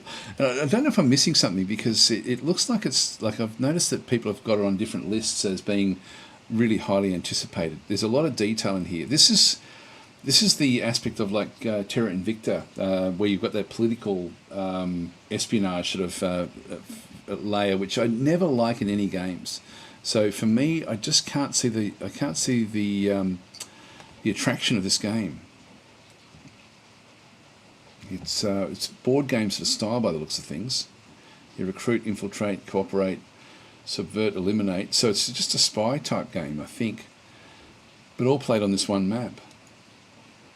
You've got like stuff that's coming in through here, but what does it mean? What is it? How's it? You do zoom in a bit. Wow, you can zoom. Yeah, so it's Rubik's saying I'm excited for it. I like the Terra Invicta gameplay a lot. See, I didn't like that aspect of Terra Invicta, to be honest. A nuclear test in the United States. Yeah, so I don't know. For me, it looks really, really boring. But I know that for a lot of people, it's going to be popular. So it's sort of one of these games I did want to put on my list, even though I don't get it. I don't get the attraction of it. I'm not seeing anything that's really looking. It looks like almost like a choose your own adventure style thing. So this is Terra Invicta without the aliens. Yeah, I think so. That's how I would take it. It's Hooded Horse again, which is the same publisher as the Terra Invicta. First meeting the Prague Castle. Yeah, so I don't know. For me, I don't see the attraction. Do not see the attraction at all. Looks like it's a real-time game. I don't know. I've never liked these games. Like the political games just don't do anything for me. So Guy Bellaby saying this looks like the sort of game that appeals to Twilight Struggle players. I don't know what that is. Yeah, so for me, this is one of my least rated games, but it's one of the games that everybody else is rating extremely highly. But I'm just not really looking forward to that one. We've done Factorio. Falling Frontier is, as I said, 2025. I'll just do an F11 so you can see the back end of that one. Actually, no, Falling Frontier, 2025 for Falling Frontier. Fragile Existence was the other one I was thinking of. Fog Kingdoms, I'm really looking forward to. This is one of my most anticipated games as well. I don't know when it's going to come out. I've rated it. It doesn't rate as high as it could because of the user experience / user interface. It's like it's awkward to actually understand these games. It works. It's functional, but it's not like when you compare it to something like Gal Civ. It's a different sort of game. They couldn't do something like Gal Civ with a game like this. So it's like war games. They're always going to have a low user experience factor as well, or low user interface. They're always going to rate poorly. So if I went to every war game, you see war game up through here, UX 4.5, 4. There's an 8 there for Headquarters World War II. That's probably the big exception of the list. But but Fiddle Kingdoms, I'm really looking forward to playing that one because that's going to be an awesome game. Fragile Existence is another one that is looking really, really cool. Might have a quick look at that one as well.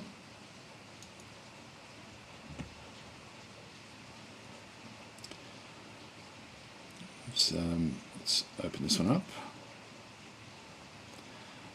And I don't get it. If we have a look at this one through here, I don't know how random these are. I'm assuming that they're random. And then you've got this sort of like cut down type world. And I don't know what the terrain does. I'll just keep on pausing it as we go through. But you come in with these ships around these worlds. And also I don't know what the countries are referring to. I don't know. I don't think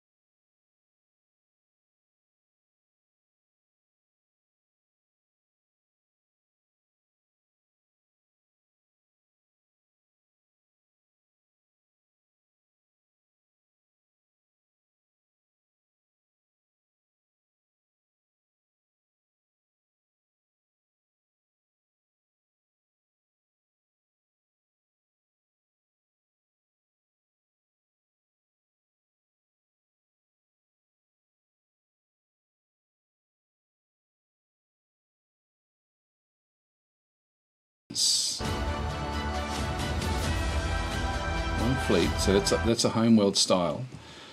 These are all European Union, along with a few other groups. So it's a bit almost. It is very much like homeworld, isn't it? So you've got these different ships from different areas. I think you still control all of them. I don't know why they've got different countries. Will strive to survive. Yep. So they're coming to these different planets. I'm assuming the planets are random.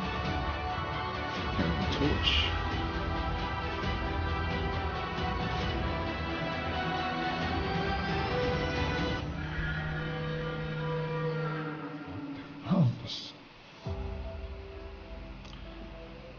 It does look good. The RTS aspect is the only one I'm unsure about whether I would enjoy it. It says it's single player. I was half expecting to see multiplayer in there. What was out? Yeah, how long does this one go for?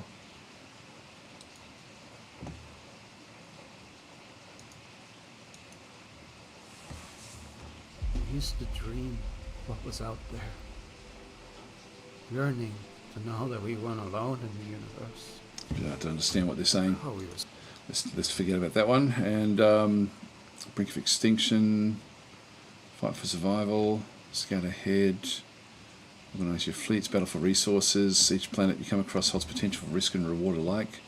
Ground expeditions, pacify planets, shift resources, drones. I'm assuming that it's random planets.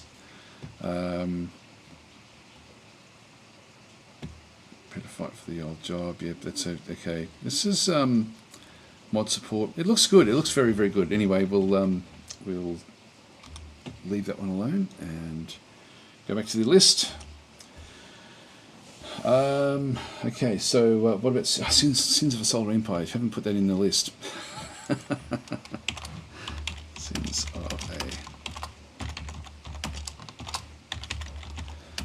This is why I was really looking forward to doing this this session, because I knew that you guys would feed me all the things that I have actually forgotten to put in here.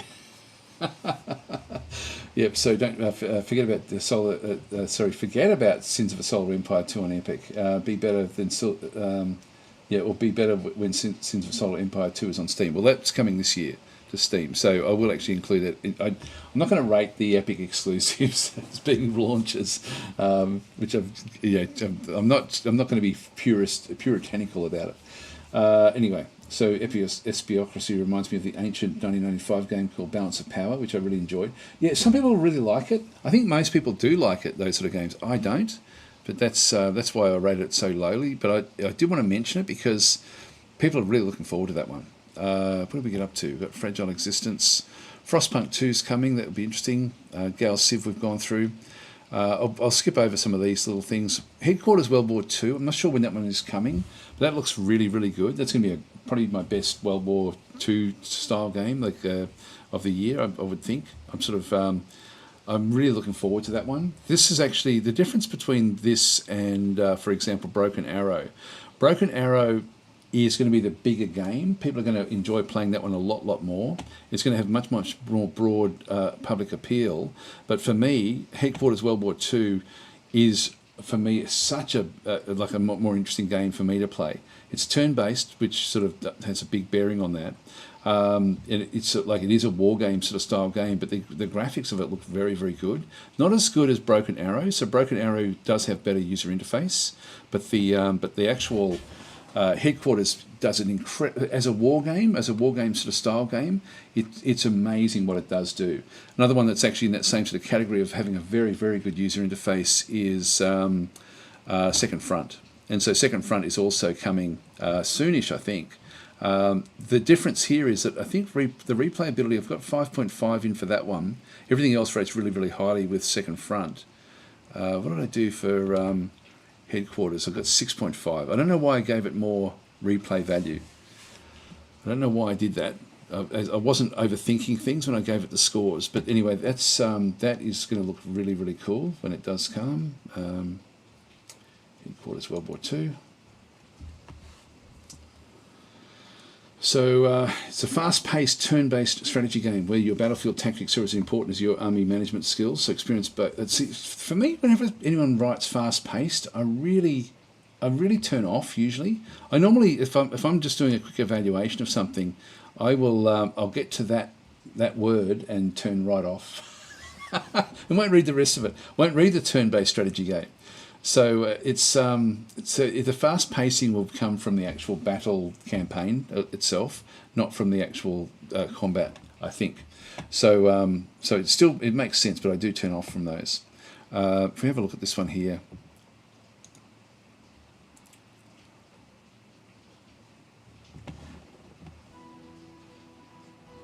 This is a Slytherin game.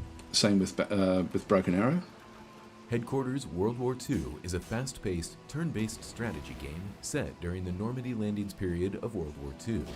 You can play as any of the 3 factions in the conflict: the United States, Germany, and the United Kingdom. Experience the finest details and striking visuals of the game, including grasslands riddled with shell craters, war-torn battlefields, and devastated cities. A diverse range of units is included in the game, each carefully researched and balanced for historical accuracy and engaging gameplay. With infantry, towed guns, tanks, and armored vehicles, you'll have a wide array of troops to command, reflecting the complexity of forces in this pivotal period of history. Challenge your tactical skills with a combat system that is easy to learn but hard to master. Pay attention to terrain elevation.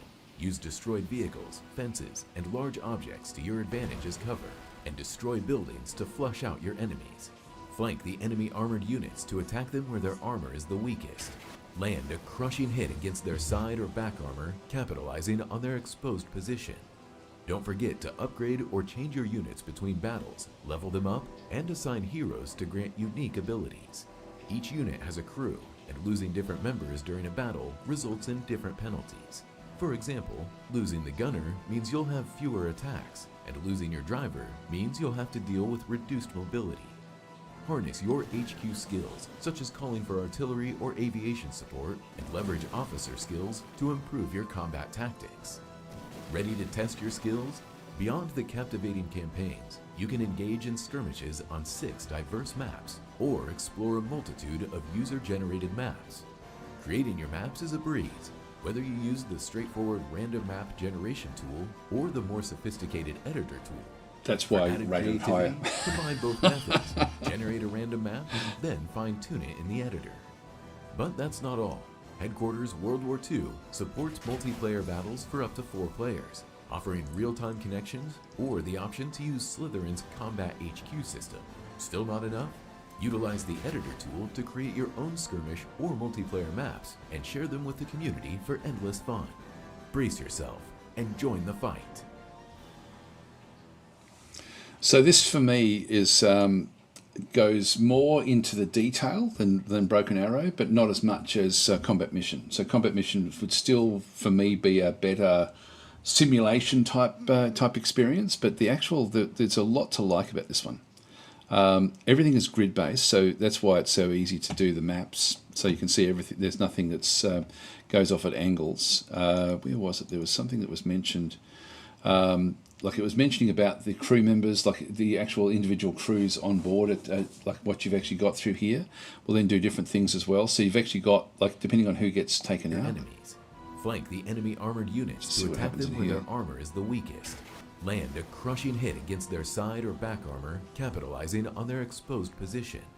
Don't forget to upgrade or change your units between battles, level them up, and assign heroes to grant unique abilities. Each unit has a crew, and there we go. So talking about the crew now. So it's going to move this tank up, I think. Watch what happens to the crew here. During a battle results in different penalties. For example, losing the gunner means you'll have fewer So I've lost that one there, I think. attacks, and losing your driver means you'll have. There we go. Driver just. No, that's the commander, isn't it? No, that's the commander there. Anyway, yeah, that must be the driver there, I'm guessing. But that's he's just been taken out as well. So the pips actually sort of go down. So it's simple, like in a lot of ways, but it looks like it's going to be fairly fast to play. Your HQ skills. So it's nowhere near as complex as Combat Mission, but it's everything is destructible. And I guess again, because everything is grid based, it's grid based. Normally, I don't love, but in this case, it's like it looks like it it looks like they've maximised being able to use the grid. Artillery or aviation support, and leverage officer skills to improve your combat tactics.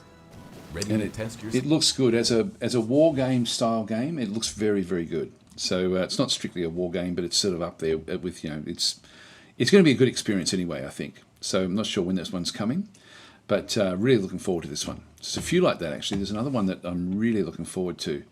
Let's just do a search for it, which is also one of the Slytherin games. So Scramble doesn't even rate yet. Battle of Britain, that was supposed to come out last year, I think.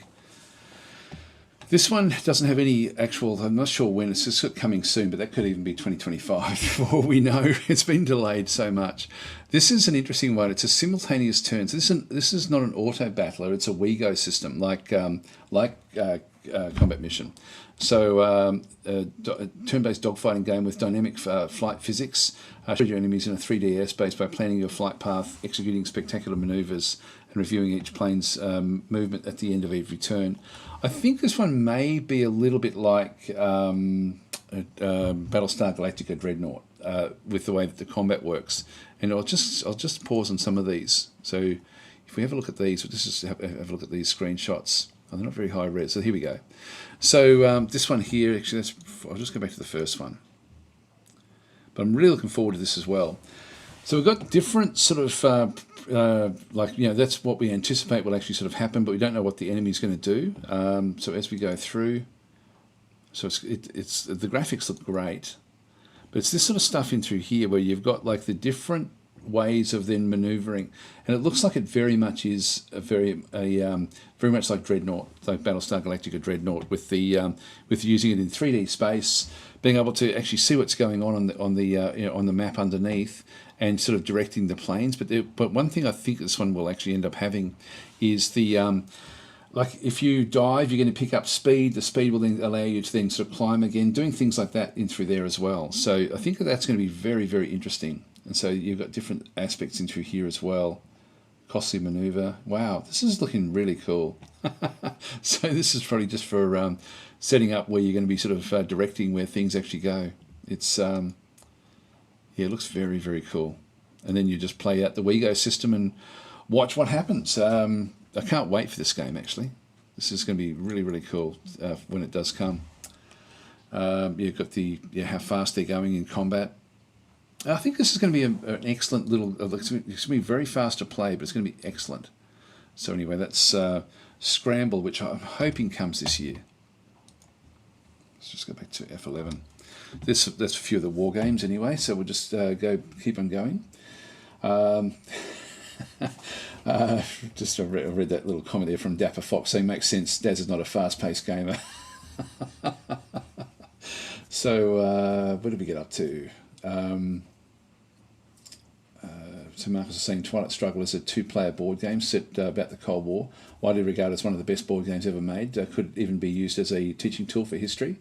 Twilight Struggle. I'll throw that one down. If it's not a single player, I probably won't include it in my actual list, but I'll add it in here.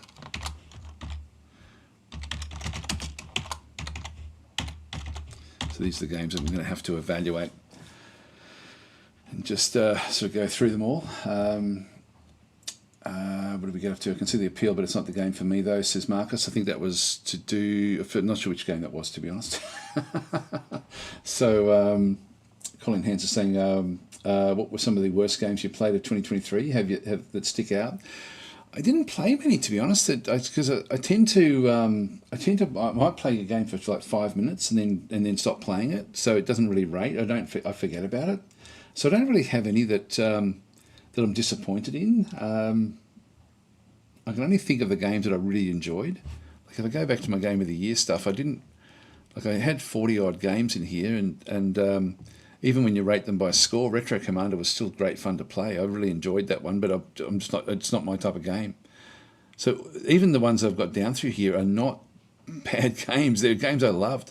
I really did love them. I mean, Phantom Brigade probably should have rated higher than that, actually, to be honest.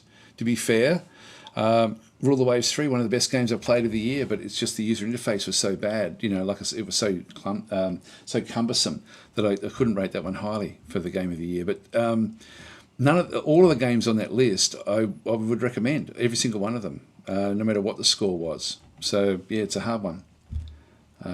See, I didn't put it. If I had have had any rated 2, that would have been something I didn't really enjoy. But these are all just rated 3 or 4 in terms of my own enjoyment. So how I sort of enjoyed the games. But yeah, I can't really think of one that I sort of picked up and thought, oh wow, that was bad. I mean, I do have them, but then I just stopped playing them straight away. So, and that's one of those things where if I do get sponsored by a new game and then I don't like it, I just basically decline the sponsorship and don't show it because I wouldn't recommend it. Okay, so Marcus is saying Desert's a board game, not a video game. Okay, in that case, delete. We'll get rid of it. Thanks for that.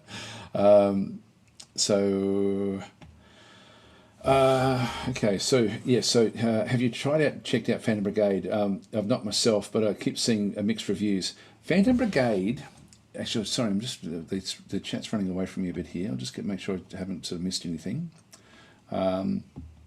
Cosmetia, actually, that didn't get a mention. That was from the year before, though. I think Cosmetia. Cosmetia was great. Dapper Fox is saying, have you tried to check out Phantom Brigade? Yeah, I've not myself. Keep on seeing mixed reviews. I would have thought with the like I had it down in here, but I should have rated that higher than what I did. The user interface is not. That's not fair. Like that's a yeah. That should be a 3 or even a 4, to be honest. And replayability, yeah, 3's fair. Gameplay, from when I played it early, and I think it's improved. So that probably would have gone up a fair bit. Ultimately, possibly even made it into the top 20, to be honest. If you have a quick look, I'll just go back to. Actually, I don't actually have I don't have that one in this list. But that should have probably rated higher than what it was. And by all accounts, it's become a very, very good game in recent times. So it just that I think from what I had seen got better and better. But I didn't play it since before it actually released properly. So Michael's saying, is there anything new coming for Combat Mission Battle for Normandy? Like watching Daz play that. I will be covering those games again, and I'm not sure if there's more to come with those, but I do really enjoy playing those games because they're just so detailed. Like they're really, really cool, and that's actually a theatre that I really quite enjoy as well. If they have a Desert War one, I probably would play that one more so, but like a Western Desert. But I don't know if they've got a combat mission for that one. They may do. I can't remember. Okay, so Dapper Fox is saying, Marcus, TS is really hard to wrap my head around. I think it's that I've gotten a bit more used to a card-based war game, so I could play better, but it's very crunchy and rich. What was TS? Twilight Struggle. Okay, yeah, so that's different again. So, yeah, makes sense. Yep, that's okay. Rubik's is saying, I still think Stardew Valley would be the perfect match for Daz. I think I've got it. I think I may have that one. So Michael's saying this looks good too. Random map generation, yeah, for what a win. It is, but it looks pretty clunky, to be honest. The way that the random maps did come up. But even so, the fact that it's got them, hey, that looks pretty good. And it's just if it's a simplistic sort of style war game, then random maps could be really quite a nice way of playing the game. Hi Sean, and so happy New Year to you as well. And Dapper Fox saying not a war game, but I was on the fence about a train tourism, and then I saw it was random maps, and that clinched it for me. Infinite train games, infinite war games, nothing better. What's it called? About a train tourism. I don't know that one. I'll jot that one down. Is it just called train tourism? I also do like train games actually, but I don't play them very often. So Maddox Gaming is saying, good to catch you live. Yep, thanks for that. I hope you're doing well. Yes, I am. Marcus is saying, yeah, board game, we did that one. Eddie's board games is saying Scramble looks good.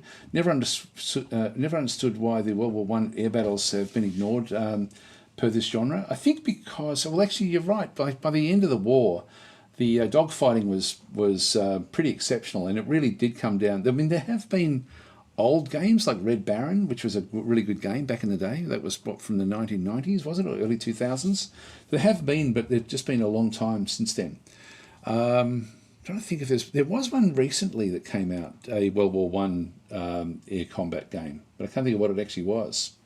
So actually, Mark is saying there is a digital adaptation in the case, so we'll put it back in. What was it called again? Twilight something. Twilight Struggle. I'll put it down and see if we can find it.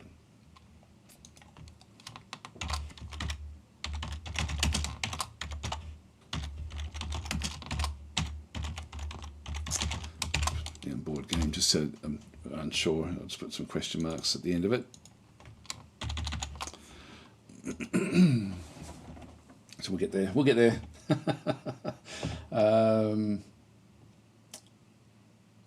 Yeah, what did I get down to?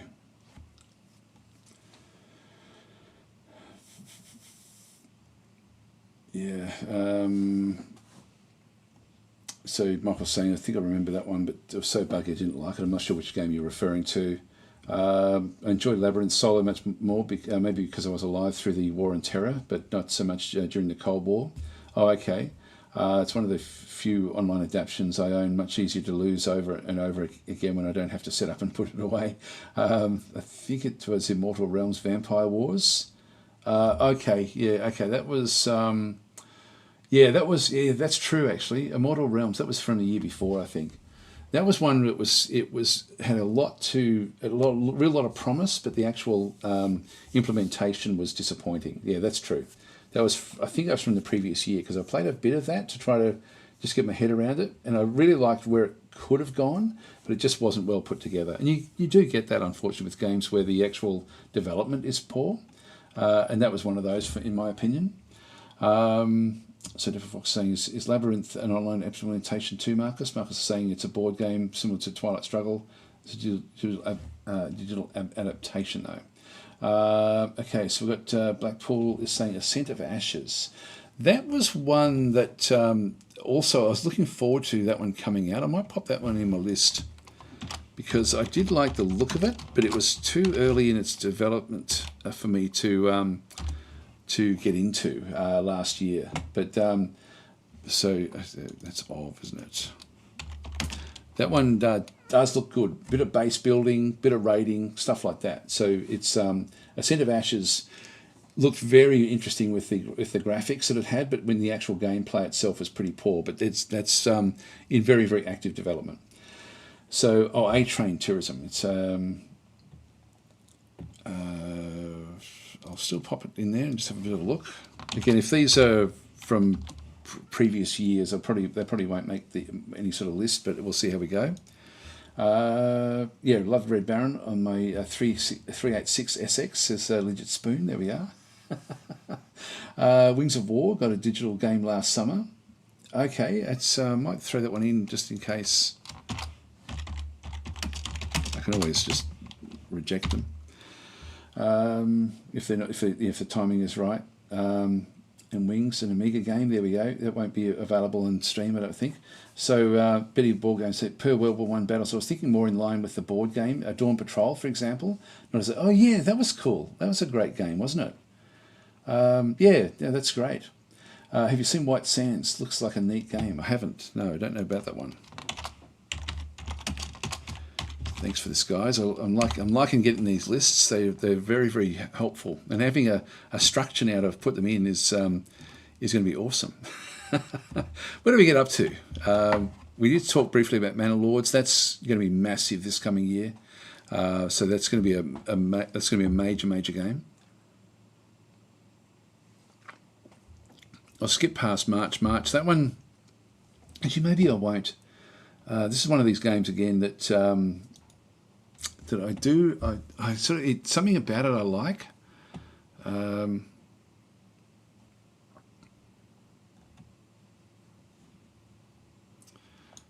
Yeah, it's just a simple progression game.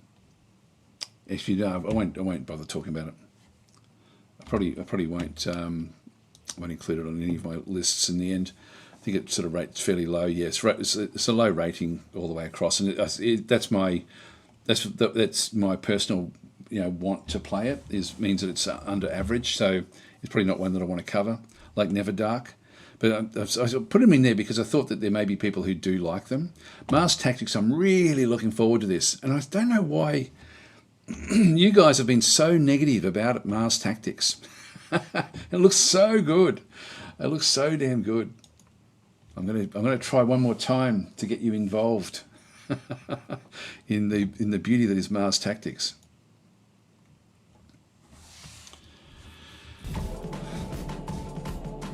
The music's a bit much. I'll grant that the music is too much. They had a good demo this year, actually.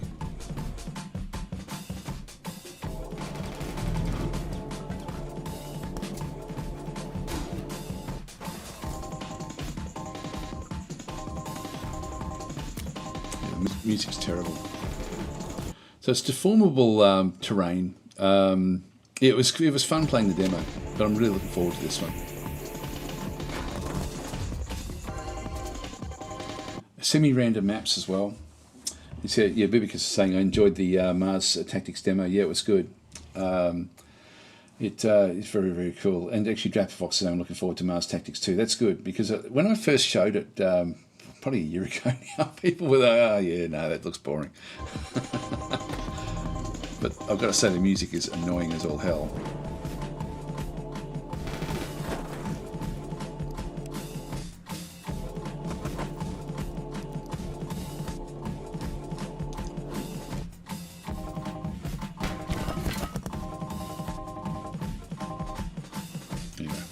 Can't stand the music anymore. Has this one got the same music? Yes. Yes is the answer. So we'll just look at these screens. Yeah, so deformable terrain, random maps sort of within our algorithm. So they may be sort of different each time. You have a squad that's attacking, you've got different sorts of missions that come in as well. The base game, what I'm really looking forward to, and I don't know, this wasn't in the demo just showed some combat missions, but it looks like because it's got the random stuff, you've then got these overworlds which are going to be random, I think, and so these will then allow you to send your squads out to do different missions across the Mars landscape. So I'm so looking forward to this game. Like it is one of my most anticipated games of the year.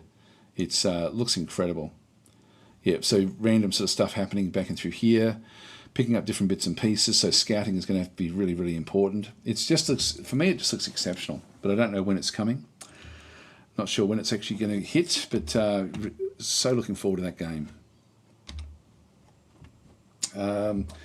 Okay, so we've got Roger saying Birth of Cultures, could be on your list. I'll add that to the list down the bottom here.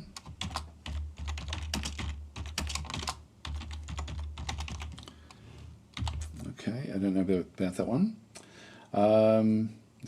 Give Barbie Dreamhouse Party for the Nintendo DS a try, says Villavac. No thanks. I remember when my kids were little, they had all the Barbie games. Yep, so Dapper's saying, whoa, BOC is interesting, looking too. So I'll have a look at that one. Yeah, Maddox is saying just added Mars Tactics to my wish list. Yeah, no, it's incredible, Mars Tactics. It looks like it's going to be, I think it's going to be a really good game. It may not launch great, but I think it will ultimately end up being a great game. What else we got there? Dapper Fox here, not sure if I can track what's going on in the screenshots exactly, but it looks like my list. Yeah, it's basically it's going to be an overmap where you take on tile after tile, a bit like Fragile, sorry, not Fragile Allegiance, like Jagged Alliance, in that sort of old style of Jagged Alliance. I think that's how I would imagine it, but with more randomization and with your squads then going out and sort of and then having like random battles as well. So I think it's going to be more like the old style Jagged Alliance. With the but with the deformable terrain and so on and so forth. So I'm really looking forward to that. Actually, that should be fairly interesting. Yeah, Max is saying that music is horrible though. Yes, it is. It is shockingly bad. I did give feedback about that. I think letting them know that just doesn't fit the game. So what have we got up to? Bubicus is saying I had a great battle in which the opponent threw a grenade at my unit, threw it back and blew up something explosive, and the terrain got cratered. It was cool. Yes, there's a lot that can go on in that game. Dapper Fox is saying, yeah, there's an anti-4X aspect to Mars Tactics, so where you can move and engage on the world map, more like Heroes Might and Magic, I think. Yeah, that would be another way of sort of thinking of it. I'd see it more like a Jagged Alliance because it's in definite tiles. People are saying it looks a bit like an isometric Zero Seavit style game. It's turn-based. Mars Tactics is very much a turn-based game, so nothing at all like Zero Seavit. It is much more like Jagged Alliance in the way that would then play out. All right, where else have we got things? We've got there's actually a lot to come up. Is Mars Tactics, Master of Magic, Scourge of the Seas. I'm really looking forward to this one as well. So, I streamed Master of Magic yesterday. I'm going to be streaming that a bit this week, I think, here on YouTube. Probably later in the day. So I'll just sort of do a few hours of that every day. I'm really enjoying that one. I'm playing with the with a mod. I don't get a chance to play much with the mods with Master of Magic, and there's a mod called Mythical Realms, and that's definitely worth grabbing. But just make sure there's two of them up there. Zeth, the developer of it, I was just chatting to him before starting this actually, because somebody had actually re-uploaded his mod. He says it happens accidentally a bit with people, but just make sure that you're getting Zeth's version of Mythical Realms if you do go and get it from Steam. So, but Scourge of the Seas looks very, very good. That's the new DLC coming for Master of Magic. This game is a great, great game as well. Really enjoy it. So, Men of War 2 coming as well. I'm not super into playing this one, but if it sort of comes across, I'd certainly be positive about looking at it. I never really got into the previous Men of Wars. I thought I would, but I just didn't. So we've got Menace coming, which I'm really looking forward to. This will be a squad-based game from the makers of Battle Brothers. And that's also another hooded horse game. So when that one hits, I'm not sure. We don't have a date on that one. So, but Menace is looking great. So can't wait to get my hands on that one. Millennia, this is one of these games where I want to look at it. It's another city builder or empire builder where you, very much like a civilization style game. It does have some random aspects to it, which does make it more interesting, but I don't know. I'm on the beta for that one as well, but I haven't played it for a long time. So I haven't been a very good beta tester on that one. I was asked to go on that one. I wouldn't have offered because of I don't like games that go through eras, and Millennia is all about the eras that it goes through, but it does it in an interesting way. So for me, that's a 50-50 game as to where that might end up. It might be an incredible like civilization killer game, but I just don't know. Just gonna grab myself a drink of water. Be right back.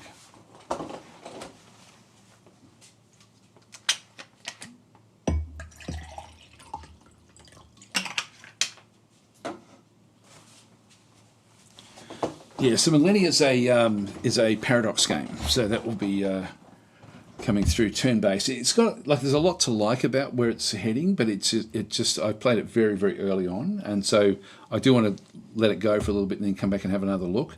I'm interested, but I'm not sort of slavering to get my hands on it, if you know what I mean. Never Dark, an RTS city builder.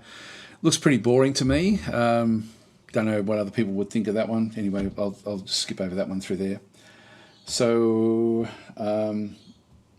actually, Moonbreaker, says Guy Bellaby, is on my wish list as a tactical combat game. Actually, let's have a look at that one. So what is it? Moonbreaker. Put that on the list. Wow, getting a big long list here. Blackpool is saying, from glory to goo. Picked up XCOM 2 for $3, and I'm a bit, and I'm a little air on it so far. XCOM 2 is the start of, I guess, a whole genre of games. I think that Phoenix Point is probably, I think people rate that one higher than XCOM 2 nowadays. I was saying the new Men of War looks kind of bad. The original two were great. I played a bunch when younger, but the big implementation, the new implementation, just doesn't do it for me. I haven't. I've always liked the idea of them. So I'll have to look at Moonbreaker. I'll have to see what that one is. Endzone 2. I don't know about that one. I've heard of that one. I'll just put that one in your list. Have a look at it. Yeah, Dapper saying buy it and increase the online community. There we go. Must be some good games and halflings in them on the horizon. What about them? Says Dave. No, there's not. Unfortunately, there's not. What a shame. So Maddox is saying, have you looked at Falling Frontier? It's very high on my wish list. That's actually 2025 now, so that does look great. But there are some other games that are sort of in that same sort of category. We'll just go through the rest of this list, and then we'll start to filter and have a look at a few of the I guess the scorings and like it's sort of and see how things go. If you see something that's in here that you think, oh, that score's way off, sing out. Again, I do like to sort of get your opinions. Falling Frontier is very high on my list too. Yeah, I think everyone's got that one very, very high. Okay, so what do we get up to? We've got Plague Lords. Not really looking forward to that one so much. That one, that may be okay, but I just don't know. I'm very much on the fence about Plague Lords. I won't bother opening it. Actually, with News Tower, on the fence about that one as well. I don't know anything about it, but that one's releasing fairly soon. I think that's... When's that one coming? 14th of February. Project Haven is also one that could be interesting, but it doesn't look like it's been put together very well. So I'm sort of on the fence about that one as well. That's more of a squad-based game, I think. Yeah, squads back from both Plague Lords and Haven. Castlecraft, we've already spoken about that one. Romance of the Three Kingdoms remake. Someone mentioned that when I was live streaming. I've put it in there, but I'm not really super looking forward to that one. It is just a very old game. It's got a bit of a reskin, I think. Scramble Battle for Britain, we've covered that one. Second Front, Bully Beef. I'm looking forward to this one when it does come out. Replayability, again, scripted maps, so lowish score on that factor, but everything else is going to look good for Second Front. Solium Infernum, can't wait for this one. This is one of my most anticipated games. That's coming in February as well, 15th of February. Songs of Silence we've covered. Songs of Six we've spoken about. Stellaris Nexus. Now, this is actually something where it was mentioned before I started the stream that should I include it? And I should include it because it came out in December and I didn't play it, and I do actually have it, and I do want to cover that one. So that one does look pretty amazing.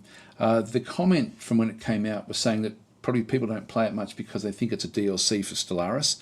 I think calling this Stellaris was such a mistake from a marketing perspective. I hope it doesn't impact it because it looks really amazing. Well, you might have a quick look at this one. So I do want to play this.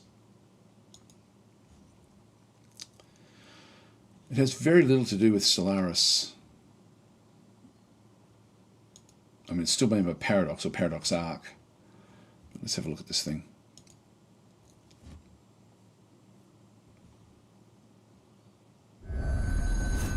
Nexus, the coveted throne of an empire that once held the entire galaxy in its grasp, lies waiting for a new ruler to wield its vast power. Choose a faction leader and go head-to-head against your friends in an epic showdown for galactic dominance. How about you trade Nexus to me? How about click and turn? Famous last words. But you think just take Nexus? Wow, that was the most insightful thing I've ever heard. I keep losing one of my planets, pissing me off. Yeah, I wonder what's doing that. This is that annoying neighbor that keeps cutting my hedges. I was about to get you back. Get me back for what? Taking my planet. Didn't have your name on it. It literally kind of did. Research techs, construct starfleets, and expand your empire across the stars. Make pacts, negotiate deals, and backstab your rivals. Orders understood. Go to war and come out on top to be crowned the undisputed Emperor of the Galaxy. Yeah, so it's a fast game. Disregard the fake player talk, says Marcus. What do you want? Peace in the galaxy. You're in the wrong game, man. Yeah, it's an interesting looking game. It's it has very little to do with Stellaris. So a phone game version of Stellaris. It's more political, I think, from what I can sort of gather. So it's designed to be played very quickly.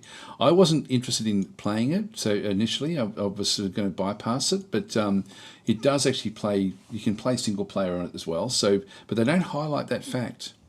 and they've highlighted it's very much a social strategy game, but you can still play solo. So I haven't tried it yet, but I do actually have it, so I do mean to sort of be playing this one. Nexus. Just stop that one from playing. Yeah, but it's designed to be played very, very quickly, which is good. So I do look forward to picking this one up and playing it. So that, yeah, I will include that in my 2024 games, even though it came out last year. As I say, I'm not overly. I don't care much about the dates that they come out. It's just more if I enjoy a game in that year. That's the important thing. All right, what did we get up to? Stormgate. Not really looking forward to this one either. This is very much a Supreme Commander sort of style game, or Command and Conquer style, which I know that some people will really, really like, but I'm just not into that sort of thing, really. I think that's what Stormgate is. Tactical Breach Wizards, I'm not sure when. I thought this was going to come out a few years ago, actually, but it's still in development. This one I am really looking forward to getting once it actually does come out. The maps look like they're scripted maps, though. That's probably the one big negative I've got about that actual game. So I would love to see more randomization. This is from the same developer who made what's the game called? I always forget the name of it. It's one of my favourite games.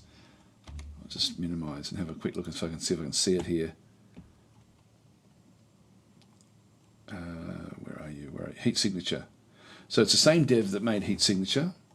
But in this case, Heat Signature's got random ships that you are then sort of attacking. In this case, they're scripted areas for your guys to go into. So that's essentially Tactical Breach Wizards. I've got Terminator Dark Fate Defiance. Now, I'm not super looking forward to playing this one either. Again, it's got scripted maps. I found I played an early version, and this, unfortunately, when I do play games too early, it clouds my judgment of the game, and I found the interface was not all that good for the game. That may have changed, or it may change by the time it sort of does release. It had some interesting game mechanics about it, but it's overall, I found it a bit flat, to be honest. As I said, I played a version of it very, very early, and that does cloud my judgment, usually to the negative. Which so I'm not super looking forward to playing that one. Warside, I forget what this one's got. This one is a squad-based game, and Zephon, of course, we've spoken about as well. Let's have a quick look at this one here. Just go and press F11. Oh yeah, this is a Battle Isle game. I am looking forward to this one when it comes out. Again, I don't know if there's going to be any sort of random maps. There usually isn't with these sort of games, but this one does look fairly cool. Let's play the video.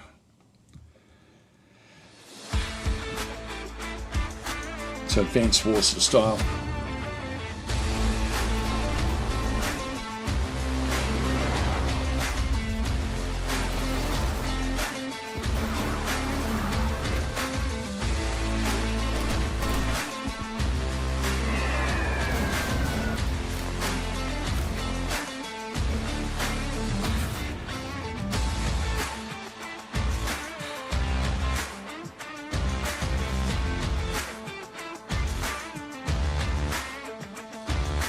So it's got a mission editor, but that doesn't mean much.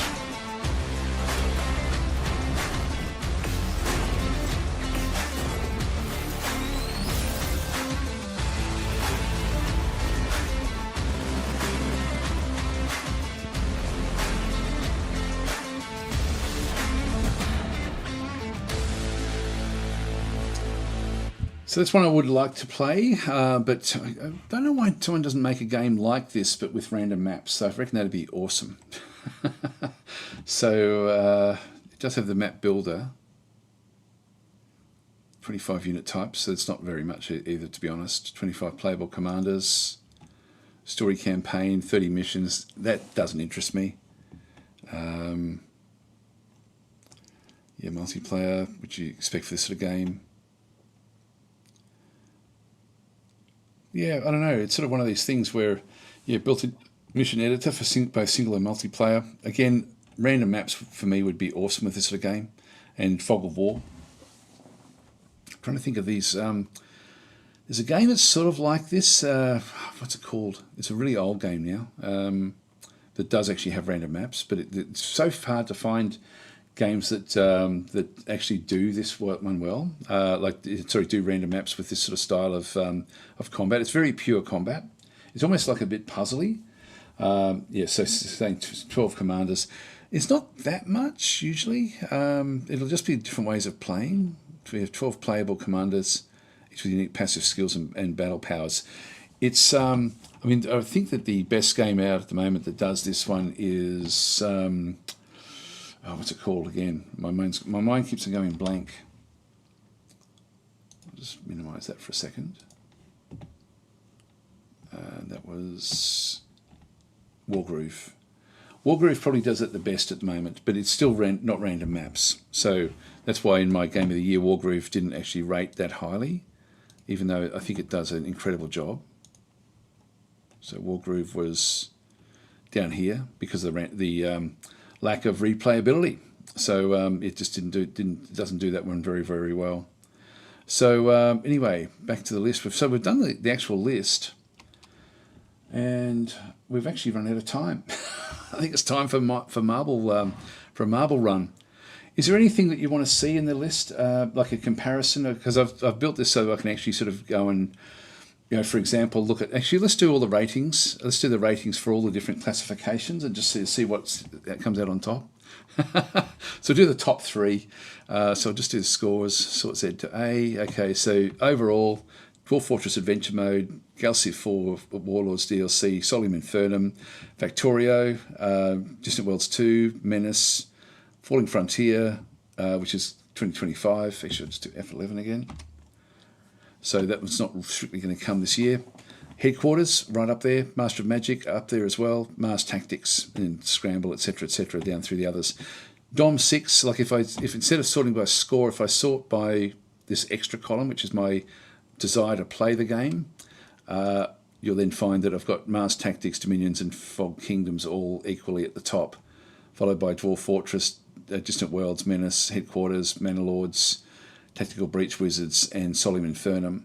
So even though replayability is poor in Tactical Breach Wizards, it's still something I really want to be playing a lot.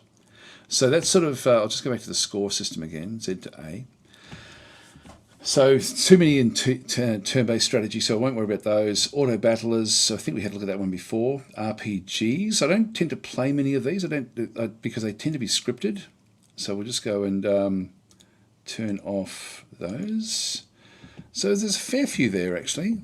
Yeah, Dwarf Fortress, Menace, Magic, Dominions. I guess I've been a bit loose with my RPG aspect here, but I think in multiplayer it does have like an RPG aspect to it. Overboss. There's nothing really surprising in that lot. Just go select all. Okay. City builders, we had a look at those before, so I won't go back there. Empire builders, let's have a look at these. So Galaxy 4, Solemn Infernum, Distant Worlds, Master of Magic, Zephon, Dom 6. That's rating. This one rates lowish because of the complexity of the gameplay. Fog Kingdom, same sort of deal there. Overboss, Songs of Silence, Stellaris Nexus now is in that list as well. Age of Wonders 4, Fragile Existence. We didn't look at Fragile Existence. Yes, we did. No, we did look at that one. We actually looked at the that was the one that potentially could be a bit more like Supreme Commander, and then down through the other listing through there. All right, that's the Empire games. Hang on, did I just do Z to A? Yep. So that was Empire Simulations. So we've got a fair few there. Dwarf Fortress Adventure Mode, Distant Worlds, Falling Frontier, Scramble, if that one comes out, Fog Kingdoms, Manor Lords, Songs of Six, Arms Trade Tycoon Tanks, Capital Command, Homeworld 3. Actually, we didn't talk about that one, but that one's coming this year as well. That one does look very, very good. I must have skipped that one somehow. Ancient Arenas Chariots as well. So there's a fair few good ones coming in this particular list. Armoured Brigade 2. It's hard to find information about that one, but that was Armoured Brigade 1 was great. So yeah, certainly from that up there, I'm looking forward to those.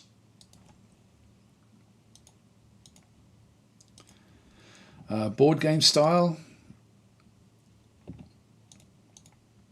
Just filter by those. There's a fair few that have got the same sort of feel of it. Again, Gal Civ, Solemn Infernum, Zephon, Kingdoms, Overboss, Songs of Silence, Tactical Breach Wizards, Breachway. Yep, that'll do. So it's a fair few there. Throw those back in. Okay, War Games. Oops. Okay, so this case, Headquarters looks really good. Second Front looks really good as well. Armour Brigade looks great. Broken Arrow. So yeah, Terminator Dark Fate, Burden of Command, and then General Staff. So there's not too many in that War Game sort of style. These bottom ones are more traditional War Games, whereas the ones above it really aren't. It's a bit more different with the way it does work. But I am really looking forward to Headquarters World War II. I think it's going to be great. Squad-based games, we don't have very many of these.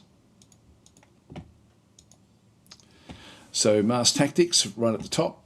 Tactical Breach Wizards again, Warside, and then the other two I'm not all that keen about. So not very many squad games in the list that we've got through here. Click on OK. Fantasy games. These have got a lot in them.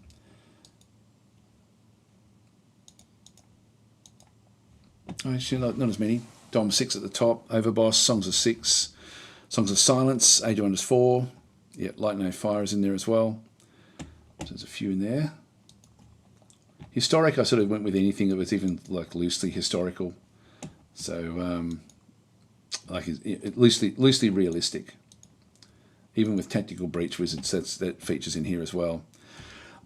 So Fog Kingdoms and Manor Lords at the top with Arms Trade Tycoons as well. Ancient Arenas Chariots, Tactical Breach Wizards, even though it's got magic in it, it still feels like it's more of a modern sort of style setting.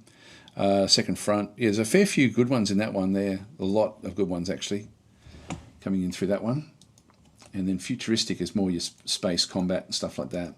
This would be an interesting one to actually have a bit of a look at, because there's so many games that are fairly similar, but there's not that many in the list. So actually, I don't know why I put Espiocracy there. That shouldn't be in that list. Get off that list. Okay, so we've got Stellaris Nexus now at the top there. Capital Command, Fragile Existence, Homeworld 3. Actually, that doesn't make sense. Oh, there we go. I've missed all of these. Thinking, hang on, we're missing half the list here. So Galciv, Galciv, Factorio, Distant Worlds 2, Menace. Did I do the same with? No, I did. Historic was okay. Zephon, Mars Tactics, Stellaris Nexus back in through here. Capital Command. There's heaps of really good ones coming in the space area. I think I do tend to gravitate to either fantasy or space games. But anyway, now we'll now do an actual proper marble run. So at least we're now going to be able to have a marble run that is realistically, the point system is now going to work. So we'll get that one done. I'll just have a quick read of the comments. Nebulous did release last year actually, Nebulous Command. So that was actually in one of last year's games. So what did we get up to? Zed Driver saying this. Is Nebulous Fleet Command on your list? I don't know the planned release. I'll put it down as well. I do actually have that one. That's a very hard game.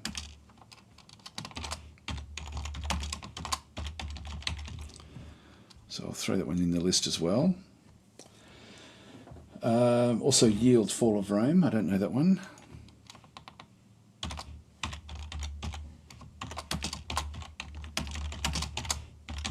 Yeah, thanks for these suggestions, guys. I do appreciate this. It's good for me to be able to then have a look at Empire of the Ants. That's an old one, I think. Yeah, that one came out. I'll throw it in the list.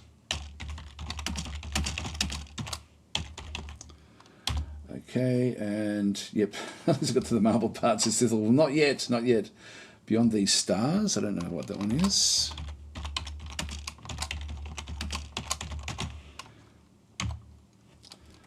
And Capes. I did see that one. I'm probably not interested in that one, I don't think.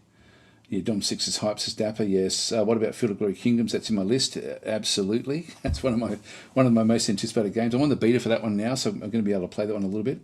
Streets of Rogue 2.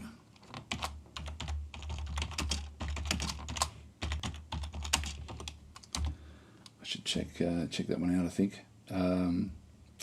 Bubik is saying, speaking of Empire games, I hope Mighty Empire's developer finally puts the beta version into the release channel. Yeah, I don't know if they will. It's sort of one of those things where there's been, it's been crickets, hasn't it, really? You're not hearing anything coming back from that one.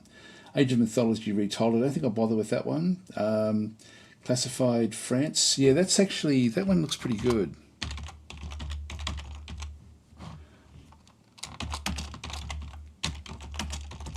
I did mean to put that in the list, actually, because that does look like a pretty good squad-based game. General Staff is looking very ugly but promising. Yeah, that does actually. It's sort of one of those games where the actual gameplay looks like it could be quite good. So Module Wars is Blackpool. Okay, we'll throw that one in as well. All this research I have to do, guys. Keeper RL, yes, that's coming out this year. And that's going to be right up near the top, actually, doesn't it? Wow, how did I miss that one? How did I miss Keeper RL? Jeez. I was even looking at it like a day or so ago to sort of keep up with the news about it. It's looking really cool, that one. Wow, that's a big long list, guys. We've got nearly 100. We're up to into the 80s now with the actual list. So thanks for that. That's really quite cool. Majesty 3, lol, I wish. I'd prefer a Warlock 3, but anyway. No, that's good. Yeah, okay, well, let's do the Marble Run. So what we'll do is, just let me get it all set up. F11, Nightbot. Yeah, I'll see if I can find a way. It'll be on my Discord that I share that, I think. I'll see if I can find a way of having it shareable. I do actually have a ChatTactic account that I can probably share that one into. So I'll see how I go with that. We'll log in. It should just know that we're on YouTube. There we go. There we go. So giveaways, we'll go with keyword and brag, because we're only doing it for bragging rights today. So brag will do. So we'll just do a bragging rights. So guys, just type the word brag in the chat. So Dotty Empire's mod, Mr. Him's DE Reborn version 1.1. That's very good, actually. It's a good mod, that one. I should do my top mods as well. There's so many good mods out. So many good mods. And playing that, like playing Mythical Realms for Master of Magic yesterday was really, really good. That's as good as any DLC for the game. Anyway, you guys start to type all that in. I'll just get everything set up for Marble Run. So I will get Sublime Text ready.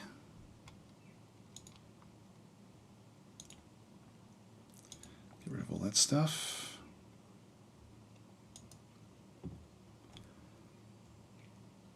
Oh, is it there? Marble names, there we go. So we now have a working point system. So we'll be sort of doing that one. Close all that up. So I'll just give you a bit of time just to get the names in there, guys.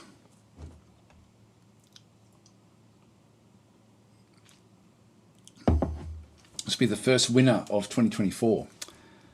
There is a way for me to keep it through, actually, where it actually has the where it keeps the scores running every week, but I don't want to do that.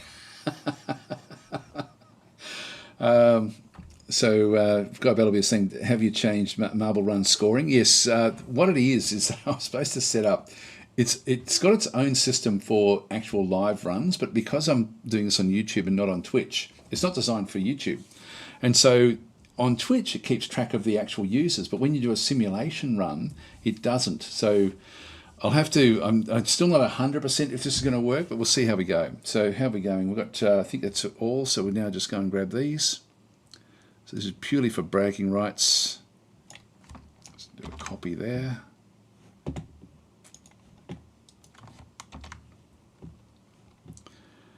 And just want to go and get that there.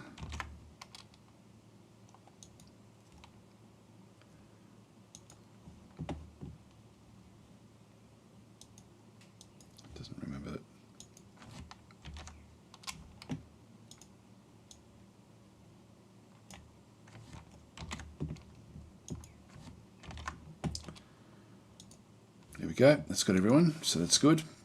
Just do a save. I hope that the unusual characters actually work. So I think they do with Marble Run.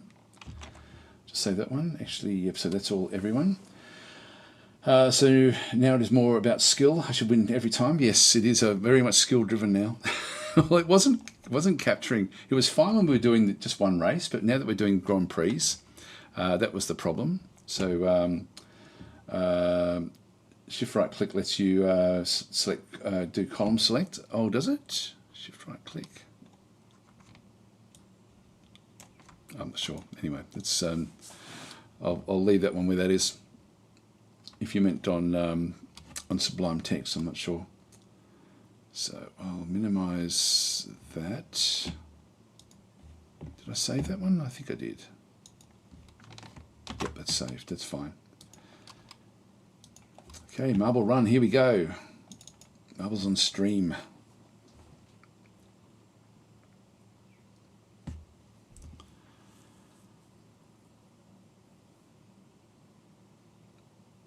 Oh, okay, so I can say shift right click and hold down. Okay, yes, on Sublime. Okay, I keep on forgetting all of the keyboard shortcuts because I use it a little bit for basic editing, but I don't use it for anything more complex, and I don't get used to the keyboard shortcuts on those sort of games, or not games, on these sort of programs. Okay, so let's get in. We're going to be playing a new race. So we're going to go with Grand Prix. Now, I'm pretty sure when I did test it, this is still going to work. Actually, how many have we got? 22. Okay, so it's still 22. That's fine. Yep, so 22 is fine. So it's going to be bots. The bots was what was changing it from doing what it had to do. God, I forget how to do it now. I did it sort of after the last time we did it, which was a couple of weeks ago. Just going to race settings. I mean, I can change this one. Use custom names. Add names. Clear. Open. Open that one up. So Hogan was saying that's the feature of Sublime that is better than other editors. They invented it, and that's why the editor got popular. So useful in coding to change indents. Yes, actually, that is something that's really that would be something good for me to try to remember. But I know I'll forget. Okay, does anyone else want to jump in before we do this? Sev, are you in? You're not in there. I'll throw you in as well.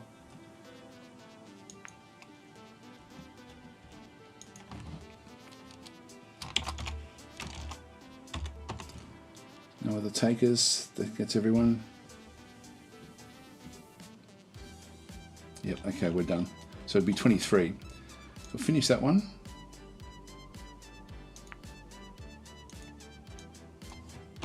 Okay, so I'm pretty sure that now we should actually, if it comes up where I don't have, where it doesn't show a point system after the race, I will actually then rerun it again. Okay, so that's what's going to happen through here. So, good luck, guys. We're just going to start a quick GP. We're going to do 3 maps. Should just do 4 today for the new year. For 2024, we'll do 4 maps. So, good luck. Here we go. Actually, Maddox is saying I gravitate to fantasy and sci-fi also. Yeah, I tend to. Okay, good luck. This one is Pixels Raceway.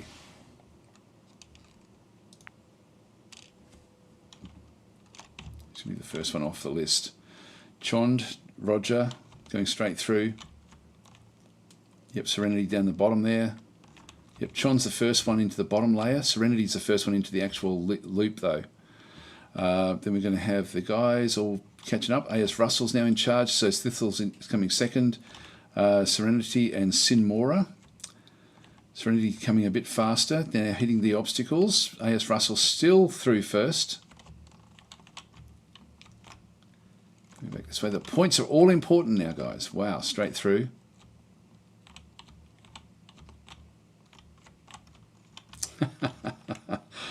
Serenity in charge, or Serenity in the lead now, so that's cool. Coming through the next one as well. Oh, actually hit that one fully square on. Michael has now hit the lead. This is cool. I like this. I like this one actually. This is good. Dave has now hit the lead and straight out, way out in front of everyone, and bypasses and straight through. Wow, Urasok coming in there as well. Here we go. Here we go. Here you go. Will you make it through? It looks like Urasok's up there as well, and Chond, who was winning at the front. Oh, he's stopped. Marcus has come through. Who's going to be the first one in? And we've got no one coming in. Miguel, Marcus, there we go. Miguel, Marcus, Legit Spoon, Bibicus, Lucia, Dave Flute. So everyone's going to get points here. Everyone's going to get points except for Guy. Actually, not everyone does. I think I've only got the top 12. All right, so we'll see the final results. Oh, I didn't do it. It didn't do it. It says official leaderboard's currently disabled for the simulation. Hang on. There should still be points.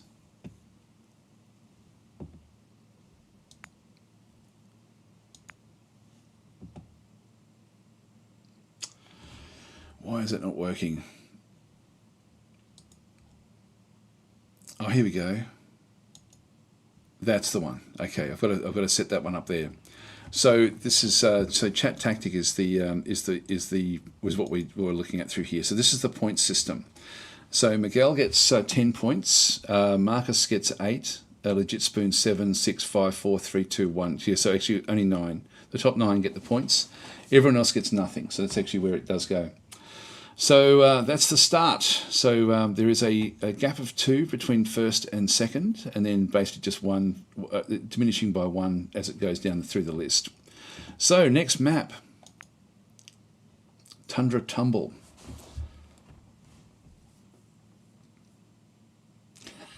I can say that's why I came in second to last, because no point, I'm saving myself. Wow, this one looks very, very interesting. Straight through. Lucia's coming first in here. Zed Drive, Sinmora, Marcus again. So Marcus is featuring. But looks like there could be some dangers up ahead. Yep, so Lucia's gonna, looks like he's gonna hit this this bottom area before anyone else. Everyone's Michael and Miguel are sort of not doing all that well. Okay, these are shuffling. That's interesting.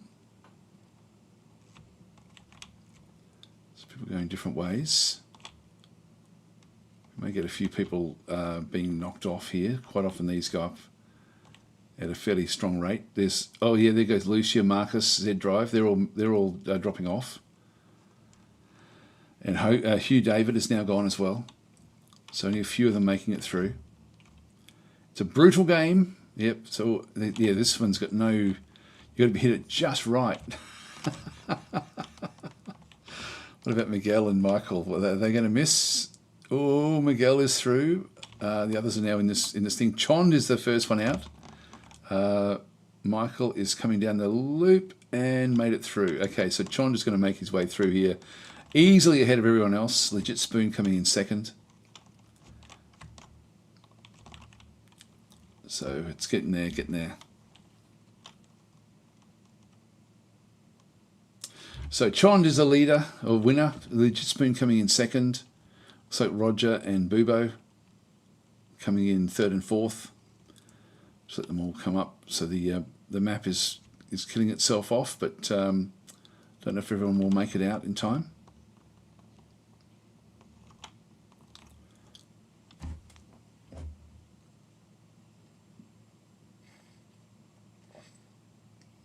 There we go. Miguel and Michael may not make it. Yeah, I don't think they are.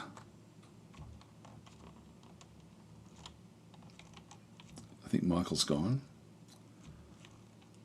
So, yep, Michael's disappeared. And Miguel is probably just going to make it, I think. Yeah, before the Wall of Doom hits. Okay, so Chond is the winner of that one.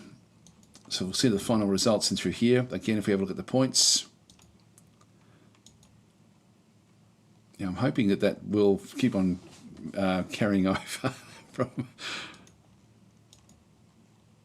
Here we go. Do we want to look at it this way? I don't know if we do.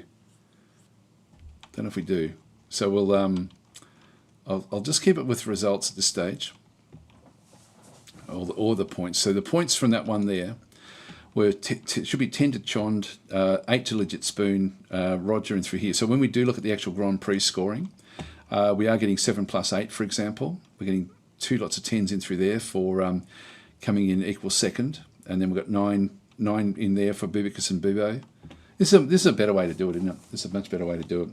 So anyway, that's my apologies for 2023 where we screwed that one up very, very badly. Let's go to the next race. The next map.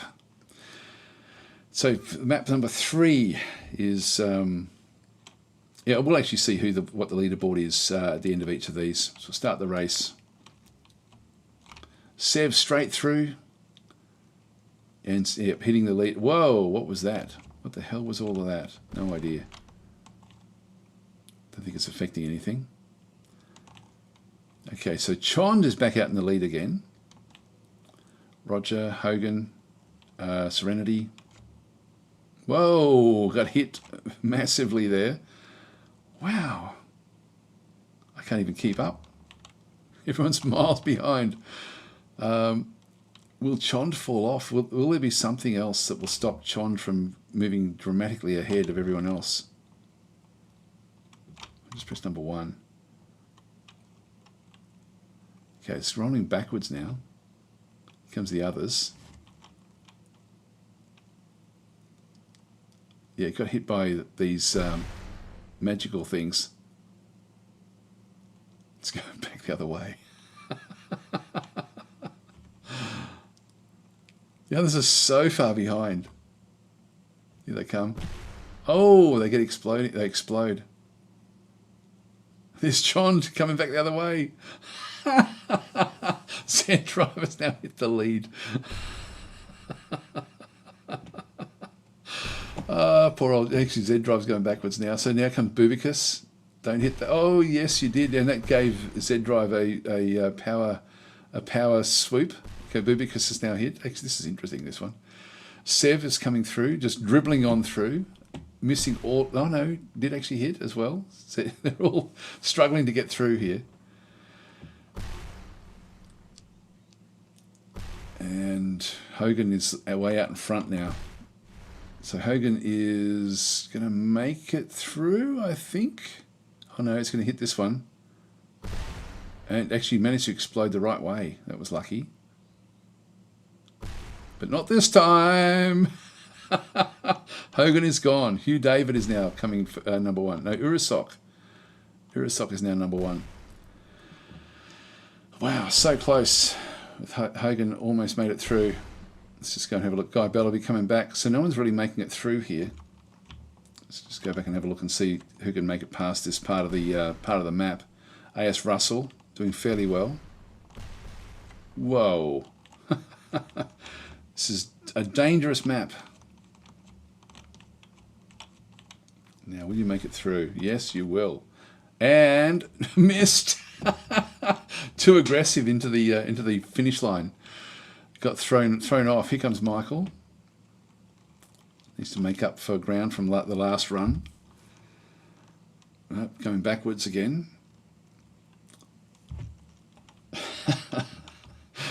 I love this game. It should be Game of the Year, shouldn't it, really? Rocklight is making it and is the winner. So Rocklight wins the first one. Michael actually fell off, got blown up. Bubicus is the next one that may make it in. Will you make it in?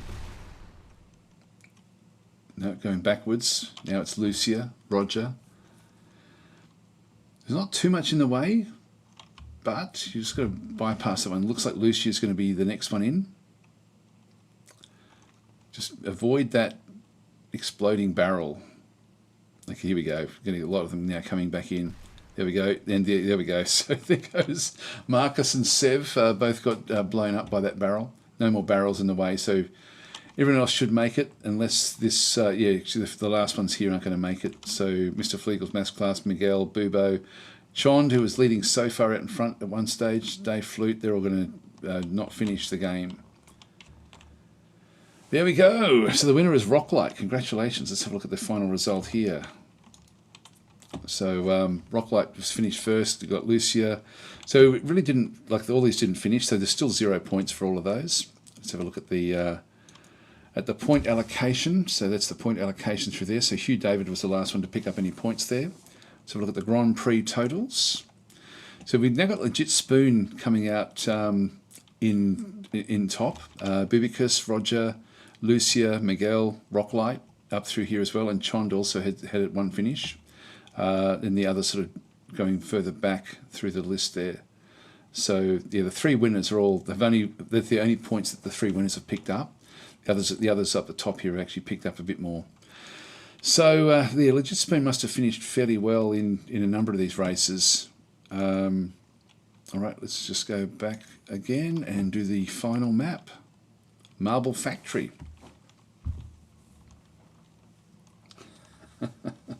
Michael's saying 3 maps, I only finished with 1. What a ride. It's rigged, says Hogan.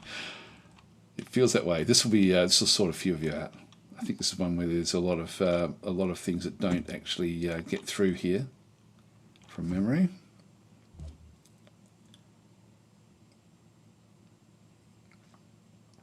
Urasok getting through the map fairly fast, but Dave Flute seems to have sort of picked up. And who's going to be the first one out? That last map was pretty cool, actually, though. Everyone's going back at the top. Yeah, Dave's the only one in the actual main map. Here comes a few of the others. Oh, Michael has just gone straight through there with Dave, and we've got Legit Spoon. We've got a fair few of the others. We'll just pick, say, the third and just follow in behind these and just watch what goes on. Up the conveyor belt, into here, down through the loop. So that's the leaders so far. Okay, Bubicus is the first one through. Z Drive, Chond, Legit Spoon again. Legit Spoon was leading the whole thing, wasn't he?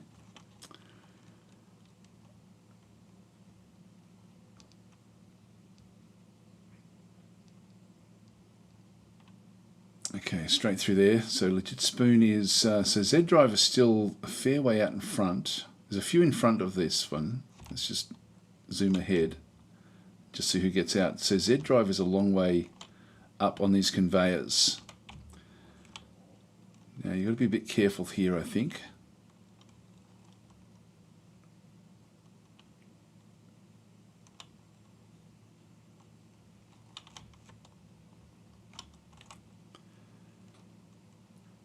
Okay, that one pushes people around, but Z Drive made it all the way through. We've got the superheating. No one's really fallen off yet. I shouldn't have said that, should I? Now, if you hit the wrong thing here, you will pop up. So Z Drive coming through. Okay, you made it through that one.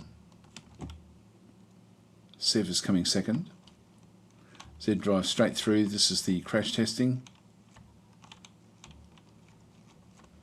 And then down into here, into packaging, which is the finish line. So Z Drive looks to be winning this particular one. Sev... No, Chond is now coming. Did Sev fall off? Sev must have fallen off the map. There goes Lucia. Lucia's gone. So Z Drive is actually struggling here. Chond and Dave, all 3 of them. So it is Z Drive, Chond and Dave coming through. Here comes Hogan. No, Hogan missed the the area and is gone. A few of the others have gone now as well. Actually, heaps of them have gone. Yep, there goes Sin. So they're just not hitting the this effectively enough. A few finishes. There's only 3 more points to be had. So Roger, Rocklight, and Miguel are in the running for this one here. Yep, so that's 1 more point available. And evil Uncle Ralph has picked it up. Okay, so Miguel missed out on the points there. The back end. Michael's actually been at the end of the map a few times. All right, guys, here we go. Now see the final results. So I'm going to let the game do the presentation. I just hope that I can go. I think I can come back to the screen. So we'll see the race results. I don't know who's won this one. So the leadership will have changed, I think. So coming in. Oh, hang on, this is the results. Finished the Grand Prix. You'll just been saying, I know I fell off, yes. So easy done. In third place is Chond 813. In second place, we've got Legit Spoon, who was leading into the final round. So the actual leader then is Boobicus. There we go. So congratulations, Boobicus. That should be on our points. Let's just double check that did actually win. So that was a great win from behind. There we go, points. Yeah, so we now actually have a point system. Isn't that cool? We didn't have it before. I was pretty happy with myself when I did it last time. So it doesn't show up unless I click on the actual points. It will still calculate them. So I don't have to do it. It's nothing I have to do. I don't think from my end. So only 1 point difference between first and second. Wow, that's really cool. I don't know what I'm going to do if there's if we ever end up with 2 winners. I think it'd have to come down to wins, I guess. You can't sort of see what the actual results are through there. So that's the list. So we've got Bibicus got 21 points, Legit Spoon 20, Chond 18, Roger, Z Drive, Lucia, Marcus, Rocklight, Dave Flute, Miguel, Bubo, Sithel. Then we've got the lowish numbers down through here. A few of you scored zeros all the way through. Well, Michael we saw fell off a lot. Like a hell of a lot. Hogan as well with 0, Sev with 0, A.S. Russell with 0.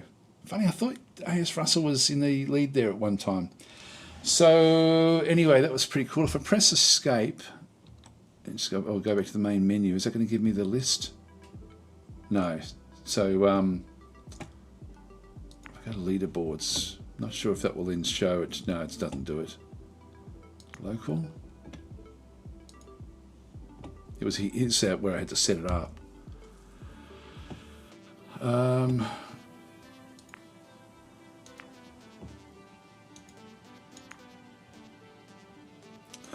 Actually, I'll just cancel that one.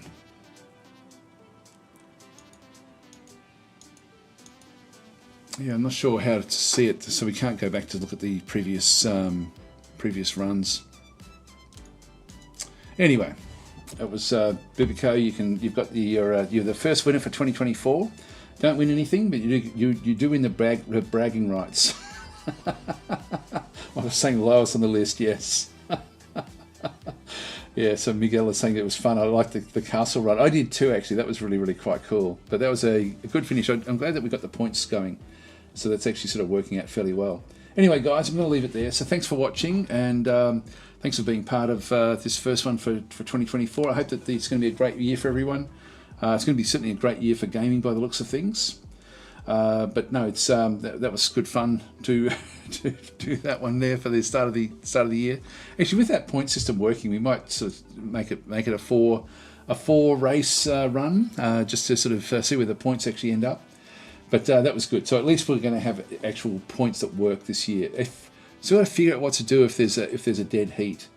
Yeah, because I often only have like one key to give away. So it's I'm not sure how we do that, because I think it may do it by I'm not sure how it does it actually. I'm going to look into it.